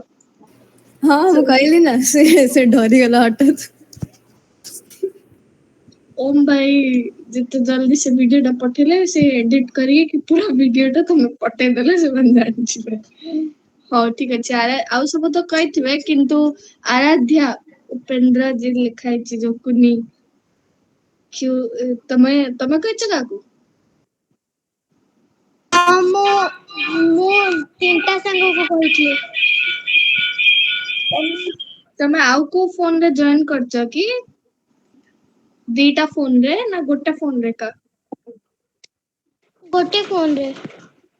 ଆଚ୍ଛା ହଉ ତମେ କହିଲ କେତେଟା ସାଙ୍ଗ 3ଟା? ହଁ। ସେମାନେ କଣ କହିଲେ? ତାଙ୍କ ପ୍ୟାରେଣ୍ଟସ୍ ମାନେ ଜାଣିନାହାନ୍ତି କି ଯେ ଶିବିରରେ ଏମିତି ଆୟୋଜନ ହେଇଛି ବୋଲିକି ନା। ତାକୁ ମୁଁ ଗତ ଥର ବି କହିଥିଲି, ସିଏ ତାର ଆସିବା ପାଇଁ ବହୁତ ଇଚ୍ଛା ଥିଲା। କିନ୍ତୁ ଆସିପାରିଲେନି, ଏଇଟା ହିଁ ସବୁଠୁ ସମସ୍ୟା ଯେ ଯୋଉମାନେ ମୁଁ ତାକୁ ଜାଣିନାହାନ୍ତି। ଯଜ୍ଞ ବିଷୟରେ କହିଲି ଓ ଯୋଉ ନାଟକ ହେଇଥିଲା ତାହା ବିଷୟରେ ବି କହିଥିଲି। ଓ ଶିବିରରେ କଣ କଣ କରାଯାଏ ତାହା ବି କହିଥିଲି। ହଉ ଚିନ୍ମୟ ଭାଇ ତମେ କୁହ, ତମେ କେତେ ଜଣ କହିଲ? ଆଚ୍ଛା ଯିଏ କହୁଛି ସେମାନେ ଏହା ବି କହିବେ ଯେ ତମେ ତାଙ୍କୁ କଣ ବିଶେଷ କରିକି କଣ କହିଛ? କାହାର କଥା ଟା କଣ ଭଲ ଲାଗିଲା? ଯେମିତି କାହାର କିଏ କିଏ କହିଥାଉଛି କି DOG ଆଉ GOT ତାଙ୍କେ ଶିଖିକି ଗଲେ, କିଏ କିଏ କହୁଛି A for ସମସ୍ତେ Apple କହୁଛନ୍ତି ବଟ୍ ଆମେ A for achievement କହିବା, ତାଙ୍କ ଗୋଟେ ଅଲଗା ମୋଟିଭେସନ ଆସିବ। ତ ସେମିତି ମୁଁ କେଉଁମାନେ କଣ ତାଙ୍କ ସାଙ୍ଗ ମାନଙ୍କୁ କେମିତି କହିଛନ୍ତି? ମତେ ଲାଗୁଛି ସବୁଠୁ ଅଧିକ ଚିନ୍ମୟ ଭାଇ ଥରେ ମୋ ମାମା ଯେବେଠୁ DOG ଶୁଣିଛି ମତେ ଡେଲି କହୁଛି ମୁଁ କିଛି ଗୋଟେ ବଟଲ ଏଇଠି ଏମିତି ରଖିଦେଲେ କି କଣ କଲେ, ଏବେ ତ ଘର କଥା ଆଉ କହିପାରିବିନି କିନ୍ତୁ ମୁଁ ଯାହା ବି କରୁଛି DOG ମୋ ଏକ୍ସପିରିଏନ୍ସ ତ ମୋ ମାମାକୁ ସେଇଟା ମିଳିଯାଇଛି ବୋଲି ମତେ ସବୁବେଳେ କହୁଛି। ତବେ ଚିନ୍ମୟ ଭାଇ ତମେ କୁହ। ମୁଁ 5 ଜଣ ପିଲାଙ୍କୁ କହିଛି। ସେମାନଙ୍କ ଭିତରୁ 2 ଜଣ ଏଥରକ ଆସିବାକୁ ବାହାରିଥିଲେ। କିନ୍ତୁ ମୁଁ ଯେହେତୁ ଜାଣିନଥିଲି, ମୁଁ ଗ୍ରୁପରେ ଆମର କନଫରେନ୍ସ ହେଲା ଆମେ ସବୁ ଆସିବୁ ନ ଆସିବୁ। ଅଧିକାଂଶ ପିଲା ରେସପନ୍ସ ଦେଲେନି, ତ ମୁଁ ପାଇଁ ଦେଖିଲି ଯଦି ଆମ ପୁରୁଣା ପିଲା ନ ଆସିବେ, ଏକୁଟିଆ 2 ଜଣଙ୍କୁ ମେ ବି ବୋରିଂ ଲାଗିପାରେ। ସେଥିପାଇଁ ମୁଁ ଏଥର ଆଣିପାରିଲିନି। ନେକ୍ସଟ ଟାଇମ କିନ୍ତୁ ସେ 2 ଜଣ ସିଓର ଆଣିକି ଆସିବି। ଆଉ ବାକି କହିବାକୁ ଗଲେ ଆଶ୍ରମରେ ଆମେ ଉଠିବାଠୁ ଆରମ୍ଭ କରି ଶୋଇବା ଯାଏ କଣ କରୁଛି, ଇଭିନ କି ରେଡ ହ୍ୟାଣ୍ଡ କଲେ ହାତ ବି କେମିତି ଫଟେଇଛୁ। GOD DOG ଆଉ ତାପରେ ଯେତେ ସବୁ ଯାହା ଗପ ଶୂନ୍ୟରୁ ବାଣୀ ଶୁଭିଲା ସବୁ କଥା, ଇଭେନ କି ଖାଇବା ପିଇବା କେମିତି ହଉଛି, ଆମେ ସବୁ କେମିତି ଖାଉଛୁ, ସବୁ କେମିତି ଦଣ୍ଡ ବୈଠକ ଚାଲିଛି, ଡମ୍ବଲ କେମିତି ଆମର ପ୍ରାକ୍ଟିସ କରାହଉଛି, କରାଟେରେ କେମିତି ଚିଲେଇ ତଣ୍ଟି ପଡିଯାଇଛି, ସବୁ କଥା ତାଙ୍କୁ ସେୟାର କରିଛି। ତ 2 ଜଣ ବଡ ପିଲା ମାନେ ବଡ ଦିଦି ମୋର ଗ୍ରାଜୁଏସନ ପାସ୍, ତ ତାଙ୍କୁ ଟିକେ ଟାଇମ ଦରକାର, ସେଥିପାଇଁ ରେଡି ହେବେ, ତାଙ୍କ ଘରେ ତାଙ୍କ ପ୍ୟାରେଣ୍ଟସକୁ କହିଲେ ସେ ଆସିବେ। କିନ୍ତୁ ନେକ୍ସଟ ଟାଇମ ମୁଁ ସିଓର 2 ଜଣଙ୍କୁ ନେଇକି ଯାଇପାରିବି। ଭଲ, ବହୁତ ଭଲ। ନେକ୍ସଟ ଟାଇମକୁ ଚିନ୍ମୟ ଭାଇକୁ କୋଉ ଗୋଟେ କମେଡି ରୋଲ ଡ୍ରାମା ଯଦି ହେଲା ନେକ୍ସଟ ଟାଇମକୁ କୋଉ ଗୋଟେ କମେଡି ରୋଲ ଦେଲେ ସେ ବଢିଆ ଭାବରେ କରିବେ। ମୁଁ ଆପଣଙ୍କ ନିକଟରେ କୃତଜ୍ଞ ହେବି। ନା କୃତଘ୍ନ। ନାଇଁ ମୁଁ କୃତଜ୍ଞ ହେବି, ମୁଁ କୃତଘ୍ନ ହେବିନି। ମୁଁ ଢୋଳ ଶଙ୍କରଙ୍କ ଉପରେ କୃତଜ୍ଞ ହେବି। 16ଟା ବରା ଖାଇଦେଲେ ମତେ ଗୋଟେ ବି ଦେଲେନି। 24ଟାରୁ ଆରତକ ତମେ ଖାଇଥିଲ। ଆଚ୍ଛା ହଁ, ଜମାରୁ ଗତ ଥର ଜୀବନ ନିର୍ମାଣ ଶିବିରରେ ଆମର ଜ୍ୟୋତିଷମାନ 24ଟା ନା ତାଠୁ ଅଧିକ ଦହିବରା ଖାଇଥିଲେ। ତ ଏଥର ତାଙ୍କର ରେକର୍ଡ କଣ ଅଛି? ଏଥରକ ରେକର୍ଡ ଅଛି, ଆମେ 3ଟା ତାଳ ସହିତ ଖାଇଥିଲେ, ସିଏ 4ଟା ତାଳ ସହିତ ଖାଇଥିଲେ। ନିଜର 2ଟା ଖାଇଥିଲେ, ଏମିତି ମୋର 2ଟା ଖାଇଥିଲେ, ଏମିତି ମୋର ଗୋଟେ ତରଭୁଜ ବି ଖାଇ ଦେଇଥିଲେ। ଆଉ ବାକି ବ୍ରେକ୍ କିଏ ଜଣେ କୁହ, ରାଜ ଭାଇ କୁହ ନହେଲେ ଚିନ୍ମୟ ଭାଇ କୁହ, 2 ଜଣଙ୍କ ଭିତରୁ କିଏ ଜଣେ କୁହ। ଆଗେ ନିଜ ଭାଇ କହିଦିଅନ୍ତୁ ରାଜ ଭାଇ, ତାପରେ ଚିନ୍ମୟ ଭାଇ କୁହ। ଆରଥର ସେ ରେକର୍ଡ ଗତ ଥିଲା ଥର 16ଟା କେବଳ ଦହିବରା ଖାଇବାର, ରୁହ ଟିକେ ସବର କର। କିନ୍ତୁ ଏଇଥର ସେ ତାର ମୁଁ ଦେଖିଛି ସବୁଦିନ ଫୁଡ ୱେଷ୍ଟ କରିବାରେ ସେ ବିଜି ଥିଲା ତାର। ଯେତିକି ଖାଇବନି ସେ ବେଶୀ ଆଣିକି ପକଉଛି। ଏଇଟା ଏଥର ସେ ସିଓର କରିଛି। ତାକୁ ମୁଁ ବହୁତ ଥର ମନା କରିଛି ଯେ ଏମିତି କଣ ପାଇଁ ଆଣୁଛି ଯଦି ଖାଇବନି। ସେ ବୋଧେ ମତେ ଜବରଦସ୍ତି ଦେଇ ଯାଉଛନ୍ତି। ହଁ ଠିକ। ଗତ ଥର ତ ବାଇଗଣର ଚୋପା ଆଳୁ ଚୋପା ସେଗୁଡାକ ବି ଖାଇବାକୁ ପଡୁଥିଲା। ଏଥର ଏତେ ଷ୍ଟ୍ରିକ୍ଟ ନଥିଲି, ସେଟା ପକେଇ ଦଉଥିଲା। ଏଥର ସେ ଯେତିକି ନ ସେ ଖାଇବ ଗତ ଥର ସେଥିରେ ଟିକେ ବ୍ରାଣ୍ଡେଡ ସିଷ୍ଟମ ଥିଲା। ସେଇଥିପାଇଁ ସତ୍ୟ ଭାଇ ଯାହା ଖାଇପାରୁନଥିଲେ ସବୁ ଜାଗା ନେଇକି ଢଳ ସଂକଟ ପ୍ଲେଟ ଢାଳି ଦଉଥିଲେ। ସିଏ ଢାଳିବାକୁ ନେଇକି ଯାଉଥିଲେ, ଅଧା ବାଟରେ ସଦା ଖାଉଥିଲେ। ହଉ ଏଥର ଚିନ୍ମୟ ଭାଇ ଟିକେ ରହିଯାଅ। ଆଉ ନା ନା, ମୁଁ ସମସ୍ତେ ଯୋଉଟା ଦେଖ, କରିଛି ଆମେ ମୋ ଗ୍ରୁପ ଭାଇ ହେଇକି ବି କଥା ସେଇଟା ତାର 100% ମାନେ ହାତ ଅଛି। ହଉ ଠିକ ଅଛି। ସେ ସେ ଖାଇବାକୁ ଥାଳି ତଳେ ମାନେ ମୁଠା କରିକି ଥାଳି ତଳେ ଧରିକି ଯାଉଥିଲା, ଯେମିତି କି ଜାଣି ପାରିବେନି। ସେଇଟା ମୁଁ ରଖିନଥିଲି, ସେଇଟା ତୁ ହିଁ ରଖିଥିଲୁ। ସମସ୍ତେ ଆରେ ରାଜ ଭାଇ ପୁରା ସେଇଟା ବ୍ରାଣ୍ଡେଡ କଥା କଥା। ହେଲା ନିଜେ ନିଜେ ଜାଣି ପ୍ଲାନ୍ ହେଇଯିବ। ତାର ଥିଲା। ସେଇଟାରେ ଜ୍ୟୋତିଷ ମାନେ ଶୁଣ, ସେଇଟାରେ ନିଜେ ନିଜେ ଜାଣି ହେଇଯିବ କି ତମେ ଡିଓଜି କି ଜିଓଡି। ଯିଏ ଯେମିତି ଭୁଲ ଆଉ କରୁଥିଲା ସେଇ ହିସାବରେ ତାଙ୍କେ ଡିଓଜି କି ଜିଓଡି। ଆଉ ଈଶ୍ୱର ତ ସବୁ ଦେଖୁଛନ୍ତି କିଏ କଣ ପକଉଛି କଣ ନା କଣ ମୁଁ କରୁଛି। ଖାଲି ଲାଷ୍ଟ ଟାଇମ ବାସ୍ ଟା ଯୋଉଦିନ ମାନେ ସ୍ୱାମୀଜୀ କହିଥିଲେ ନାଇଁ ଜଲ୍ଦି ଆସ ଭାରି ଆଉ ଚିଫ ଗେଷ୍ଟ ଆସିବେ, ସେଇଦିନ ଲାଷ୍ଟ ଟାଇମ ଯୋଉଦିନ ସୌମ୍ୟ ସାର୍ ଆସିଥିଲେ ସେଇଦିନ ମୁଁ ପକେଇଥିଲି। ଆଉ କୋଉଦିନ ମୁଁ ପକେଇନି। ହେଲେ ସେମିତି କିଛି ନାହିଁ ଯେ ପକେଇକି କଣ ଆମେ ପାପ କରିଦଉଛେ। ଦେଖ ପକେଇଲେ ତ ଆହୁରି ଭଲ କି ଗଛ ମାନଙ୍କୁ ଆମେ ଖାତ କରିଲା ବେଳେ ସେମିତି ପ୍ରଦାନ କରୁଛେ। ବଟ କଣ ଖାଲି କଷ୍ଟ କଣ ଯେ ଯେଉଁମାନେ ସେଇଟା ବନେଇଥିବେ ତାଙ୍କ ମାନଙ୍କୁ ଟିକେ କଷ୍ଟ ହବ ନା ନାଇଁ, କି ଆମେ ବନେଇଥିଲୁ ସେ ପିଲାର କଣ ହେଲା, ସେ କଣ ପାଇଁ ଫୋପାଡିଲା, କାଳେ କଣ ଭୁଲ ହେଇଯାଇଛି କି କଣ, ତାଙ୍କ ମନ ଭିତରେ ଗୋଟେ ଅଲଗା ପ୍ରକାର କୋଶ୍ଚିନ୍ ଟେ କ୍ରିଏଟ ହେଇଯିବ। ତ ସେଇଟା ପାଇଁ ଆମେ ଖାଇବା କଥା, ନହେଲେ ତ ସେମିତି କିଛି ଲିଙ୍କ ନାହିଁ। ଆଚ୍ଛା ନେକ୍ସଟ ମୋର ଗୋଟେ ପ୍ରଶ୍ନ, ଯିଏ ନୂଆ ପିଲାମାନେ ହେଲା, ଯିଏ ଏଥର ଆସିଥିଲେ ଗତ ଥର ଆଇ ନଥିଲେ, ସେମାନର ମତାମତି କଣ, ଭଲ ଲାଗିଲା କି କି କଣ ଖରାପ ଲାଗିଲା, ନା ଆମର ଆଇନ ଟିକେ କଣ ପ୍ରୋବ୍ଲେମ ହେଲାନି, କି ଆପଣ ମାନଙ୍କୁ ସେତିକି ସୁବିଧା କଣ ମିଳିଲାନି, କି ସେଟା ସମସ୍ତଙ୍କୁ ଅନ୍ୟ ମାନଙ୍କୁ ମିଳିଲା ବଟ ଆମ ମାନଙ୍କୁ ସେ ସୁବିଧା ମିଳି ପାରିଲାନି। ସେମିତି କଣ କାହାର ଅଛି କି? ନୂଆ ନୂଆ ପିଲା, ପୁରୁଣା ତ ସମସ୍ତେ ଅଛନ୍ତି, ଗତ ଥର ଯିଏ ଯିଏ ଆସିଲା ସମସ୍ତେ ଟିକେ ଟିକେ ଏକ୍ସପିରିଏନ୍ସ ହେଇଯାଇଛି, ବଟ ନୂଆ ପିଲା ମାନଙ୍କର କଣ ଏକ୍ସପିରିଏନ୍ସ? ସବୁ ମତେ ଠିକ ଠାକ ଲାଗେ। ବସ୍ ଯାଉଛି।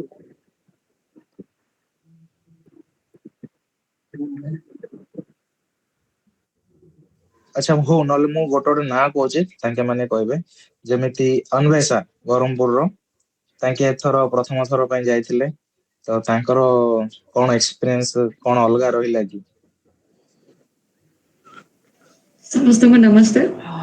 ମୁଁ ଏଇଟା ଫାର୍ଷ୍ଟ ଟାଇମ ଶୁଣିବାକୁ ପାଇଲି କି ଗୋଟେ ସମର କ୍ୟାମ୍ପ ହଉଛି ବୋଲି କହିକି ଫାର୍ଷ୍ଟ ମୁଁ ଭାବିବାର କି ଏଇଟା କିଛି ନାହିଁ, ଗୋଟେ ଯିବା କଥା ଫାର୍ଷ୍ଟ ସତ୍ସଙ୍ଗ ଶୁଣିବୁ, ଦେନ୍ ଯେମିତି ସେମିତି ଯାଇକି ଶୋଇବା କଥା, ଯାହା ନର୍ମାଲ ସେମିତି ଭାବିଥିଲି। ମୁଁ ଏଇଟା ଜାଣିନଥିଲି କି 4ଟା ଉଠିବାକୁ ପଡିବ। ମୁଁ କେବେ 4ଟା ଉଠିବାର ନାହିଁ, ଫାର୍ଷ୍ଟ ଟାଇମ ଉଠିଲି। ମାନେ ସେଇଠି ଯାଉ ଯାଉ ମାନେ ମତେ ଲାଗିଲା କି ଆଉ କଣ ତ ଅଛି ସେଇଠି, ଗୋଟେ ପାୱାର ଅଛି ଯେମିତି 4ଟା ଉଠି ହଉଥିଲା ସେଇଠି, ମାନେ ନିଦ ହଉନଥିଲା ବି। ତ 4ଟା ଉଠିଲା ପରେ ଯାହା ଯାହା ଏକ୍ସରସାଇଜ ହେଲା, ମତେ ଗୋଟେ ବଡ ଦୁଃଖ ଲାଗିଲା, ମୁଁ ଏକ୍ସରସାଇଜ କରିବା ପାଇଁ ମାନେ ଡ୍ରେସ ନେଇନି, ମାନେ ମୁଁ ସେ କୁର୍ତ୍ତା ପାଜାମାରେ ମୁଁ କରିପାରୁନି, ତ ମୁଁ ମାନେ ଏକ୍ସରସାଇଜ କଲିନି। ସେଇଟା ମତେ ବଡ ଦୁଃଖ ଲାଗିଲା। ସବୁ ପିଲା କରୁଛନ୍ତି, ମୁଁ ସେଠି ବସ ଛିଡା ହେଇଛି, ସବୁ ଠିକ ଥାଇକି ମୁଁ କିଛି କରୁନି। ତାପରେ ମନ୍ତ୍ର ତ ମାନେ ପଢିବାକୁ ଆସୁନଥିଲା, ପଢିବା ଶିଖିଲି, ଭଲ ଲାଗିଲା ସେଇଟା ଗୋଟେ। ତାପରେ ଆହୁରି ମାନେ କେତେ ନୂଆ କଥା ଶିଖିବାକୁ ମିଳିଲା। ସେ ଏବେ ତ ଏତେ ଯାହା ସବୁ ଏକ୍ସାମ୍ପଲ ଦିଆ ହେଇସାରିଛି ଯେ ମୁଁ ସେ ଏକ୍ସାମ୍ପଲ ନ କହିଲେ ଚଳିବ। ଆଉ ସବୁଠୁ ମେନ୍ ବଢିଆ ଲାଗିଲା ମତେ ସେ କୀର୍ତ୍ତନ, ସବୁ ବଢିଆ ମାନେ ଝୁମୁଛନ୍ତି ଭଲସେ, ସେଇଟା କେବେ ଏତେ ଦେଖିବାକୁ ମିଳୁନଥିଲା। କୀର୍ତ୍ତନରେ ସବୁ ଝୁମୁଛନ୍ତି, ବଡ ହଉ ମାନେ ତାଙ୍କେ ଯୋଉ ବି ଏଜ ହେଇଥାଉ ସବୁ ଝୁମୁଛନ୍ତି। ଆଉ ମତେ ସବୁଠୁ ବଢିଆ ଲାଗେ ଗୋଟେ ଜିନିଷ, ମତେ ଆଉ ଟିକେ ଆଡ କରିବା ଇଚ୍ଛା ଥିଲା, ମାନେ ସ୍ୱାମୀଜୀ ଯେତେବେଳେ ମାନେ ଗୋଟେ ଘଣ୍ଟାଡି ଯଦି କାଢିକି ସବୁ ପିଲାଙ୍କ ସହିତ ବାସ୍ କଥା ହେଇଥାନ୍ତେ ଟିକେ, ସେଇଟା ଗୋଟେ ମତେ ଇଚ୍ଛା ଥିଲା କି କେମିତି କୋଉ ଗୋଟେ ସ୍ୱାମୀଜୀ କଥା ହେବେ ଆମ ସହିତ କହିକି। ଆଉ ମତେ ଆଉ ଗୋଟେ ଜିନିଷ ଇଚ୍ଛା ଥିଲା କି ମାନେ ଗୋଟେ ସ୍କେଡ୍ୟୁଲ ଟି କହିଦେଇଥିଲି ପିଲା ଆଗରୁ ଯିଏ ବି ଆସିବେ ସେ ସବୁ ନିଜର ମାନେ ତିଆରି କରିପାରିଥିବେ କି ହଁ ଆଜି ଏତି ମତେ କରିବାର ଅଛି ତ ମୁଁ ଏମିତି ଗଲେ ମୁଁ ଠିକ ସେ କରିପାରିବି ସେ ସ୍କେଡ୍ୟୁଲ ଟିକେ ମେଣ୍ଟେନ କରିକି ଦେଇଥିଲେ ଭଲ ହେଇଥାନ୍ତା ବାସ୍ ଏତିକି କହୁଛୁ। ଆଚ୍ଛା ସେଡ୍ୟୁଲ ସ୍ୱାମୀଜୀ ପଠେଇଥିଲେ ଆପଣଙ୍କ ପାଖକୁ କାଳେ ପହଞ୍ଚି ପାରିନି ବଟ ସ୍ୱାମୀଜୀ ଆକ୍ଚୁଆଲି ସେଡ୍ୟୁଲ ପହଞ୍ଚେଇଥିଲେ। ଆଚ୍ଛା ଆଉ ଆଚ୍ଛା ହେଲେ ଜଣେ ମୋ ପାଖକୁ ଆସିନି। ମୁଁ ଦେଖିପାରୁଛି ଆଚ୍ଛା ପ୍ରଣତି ନାମକ କିଏ ଗୋଟେ ଅଛି ତ ତାଙ୍କେ କାଳେ କଣ କହିଥିଲେ ଭଲ ହେଇଥାନ୍ତା। ଆଚ୍ଛା ଲେଫ୍ଟ ହେଇଗଲା। ଆଚ୍ଛା ଆଉ ଜଣେ ଆମର ଶ୍ରାବଣୀ ଦିଦି ଅଛନ୍ତି ତ ଶ୍ରାବଣୀ ଦିଦି କୁହନ୍ତୁ ଆପଣଙ୍କର କଣ ଏକ୍ସପିରିଏନ୍ସ ରହିଲା ଆପଣ ଏଥର ଆସିଥିଲେ। गुड आफ्टरनून नमस्ते ओम फास्ट हम श्रावणी दीदी नुह नॉर्मल श्रावणी कुह गोटे छोट छुआटा श्रावणी दीदी कहली आउ तापर कथा होची क्वेश्चन हमर कि कौन भल लागिला कौन नहीं मेनली आम एटा वेद विषय रे बहुत हिस्ट्री रे पढ़ू वेद विषय रे मैं बहुत कुछ जानी थी तापर आर्य समाज रो प्रतिष्ठाता दयानंद सरस्वती विषय रे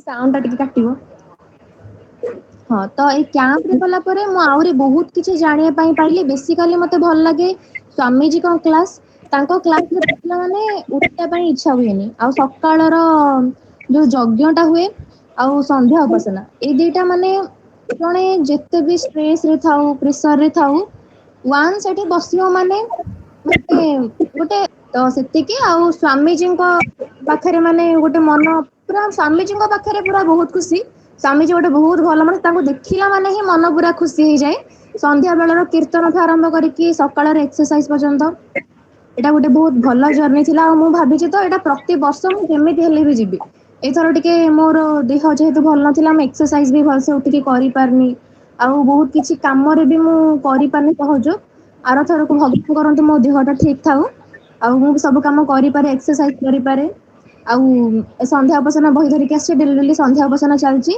आ स्वामीजींकर जेतिकी सब से प्रेरणा दउचंदी पिलांको मु सेटा निहाती एक्सेप्ट करूची एतिकी आ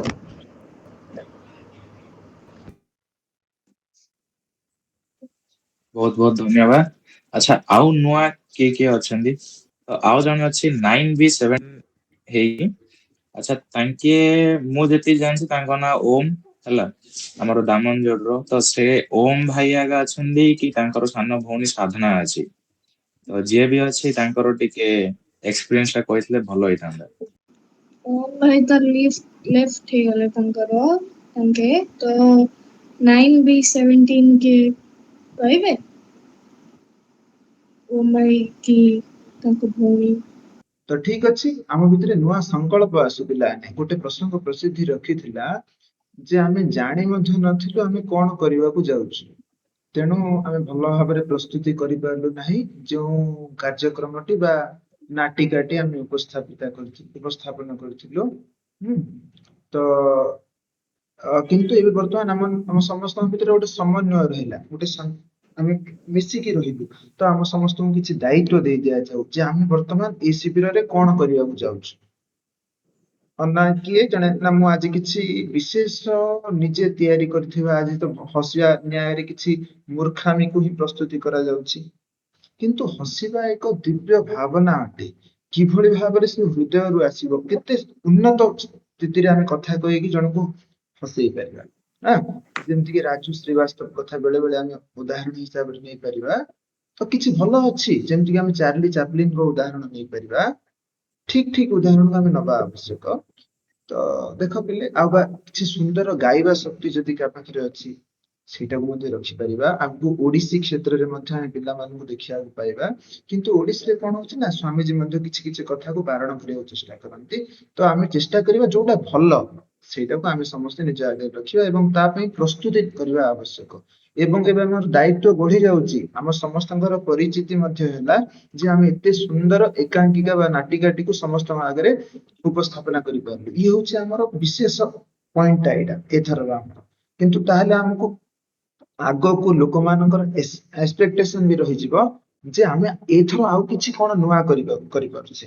ତ ସେଇ ବିଭାଗରେ ମଧ୍ୟ ଧ୍ୟାନ ଦେବା ଆବଶ୍ୟକ। ଯେତେବେଳେ ଆମେ ମନକୁ ଖରାପ ଆଡକୁ ନ ନେଇକି ଏଇଭଳି ଗୁଣୋତ୍ତର ବୃଦ୍ଧି ବା କିଛି ନୂଆ ନୂଆ କଥାକୁ ମଧ୍ୟ ଆମେ ଧାରଣ କରିବା ଆବଶ୍ୟକ। ତ ସମସ୍ତଙ୍କ ଭିତରେ ସେଇ ଦାୟିତ୍ୱ ରହୁ ଯେ ଆମେ କଣ ନୂଆ କରିପାରିବା। ଆମ ପାଖରେ କିଛି ପିଲା ଅଛନ୍ତି, ସେମାନେ ସର୍ବାଙ୍ଗ ସୁନ୍ଦର ବ୍ୟାୟାମ ଏସବୁ ଯାକୁ ଅଭ୍ୟାସ କରୁଛନ୍ତି ଏବଂ ସେମାନଙ୍କର ଉତ୍ସାହ କ୍ରମେ ସେମାନେ ଲାଠି ଚାଳନାକୁ ଶିଖିବାକୁ ପସନ୍ଦ କରୁଛନ୍ତି। ତ ସେଇ ଭିଡିଓକୁ ମଧ୍ୟ ଆହୁରି ଭଲ ଭାବରେ ଆମେ ତୁମମାନଙ୍କ ଆଗରେ ରଖିବୁ ଏବଂ ସବୁ ଯାକୁ ପିଲାମାନଙ୍କ ଦ୍ୱାରା ପ୍ରସ୍ତୁତ ହେଇଥିବାରେ ଆଉ ଥରେ ରଖିବା ପାଇଁ ଚେଷ୍ଟା କରିବୁ। ତ ଆଶା କରିବା ଆମେ ଏଇ କକ୍ଷକୁ ଆଜି ଏଇଠି ରଖିବା। ଠିକ ଅଛି।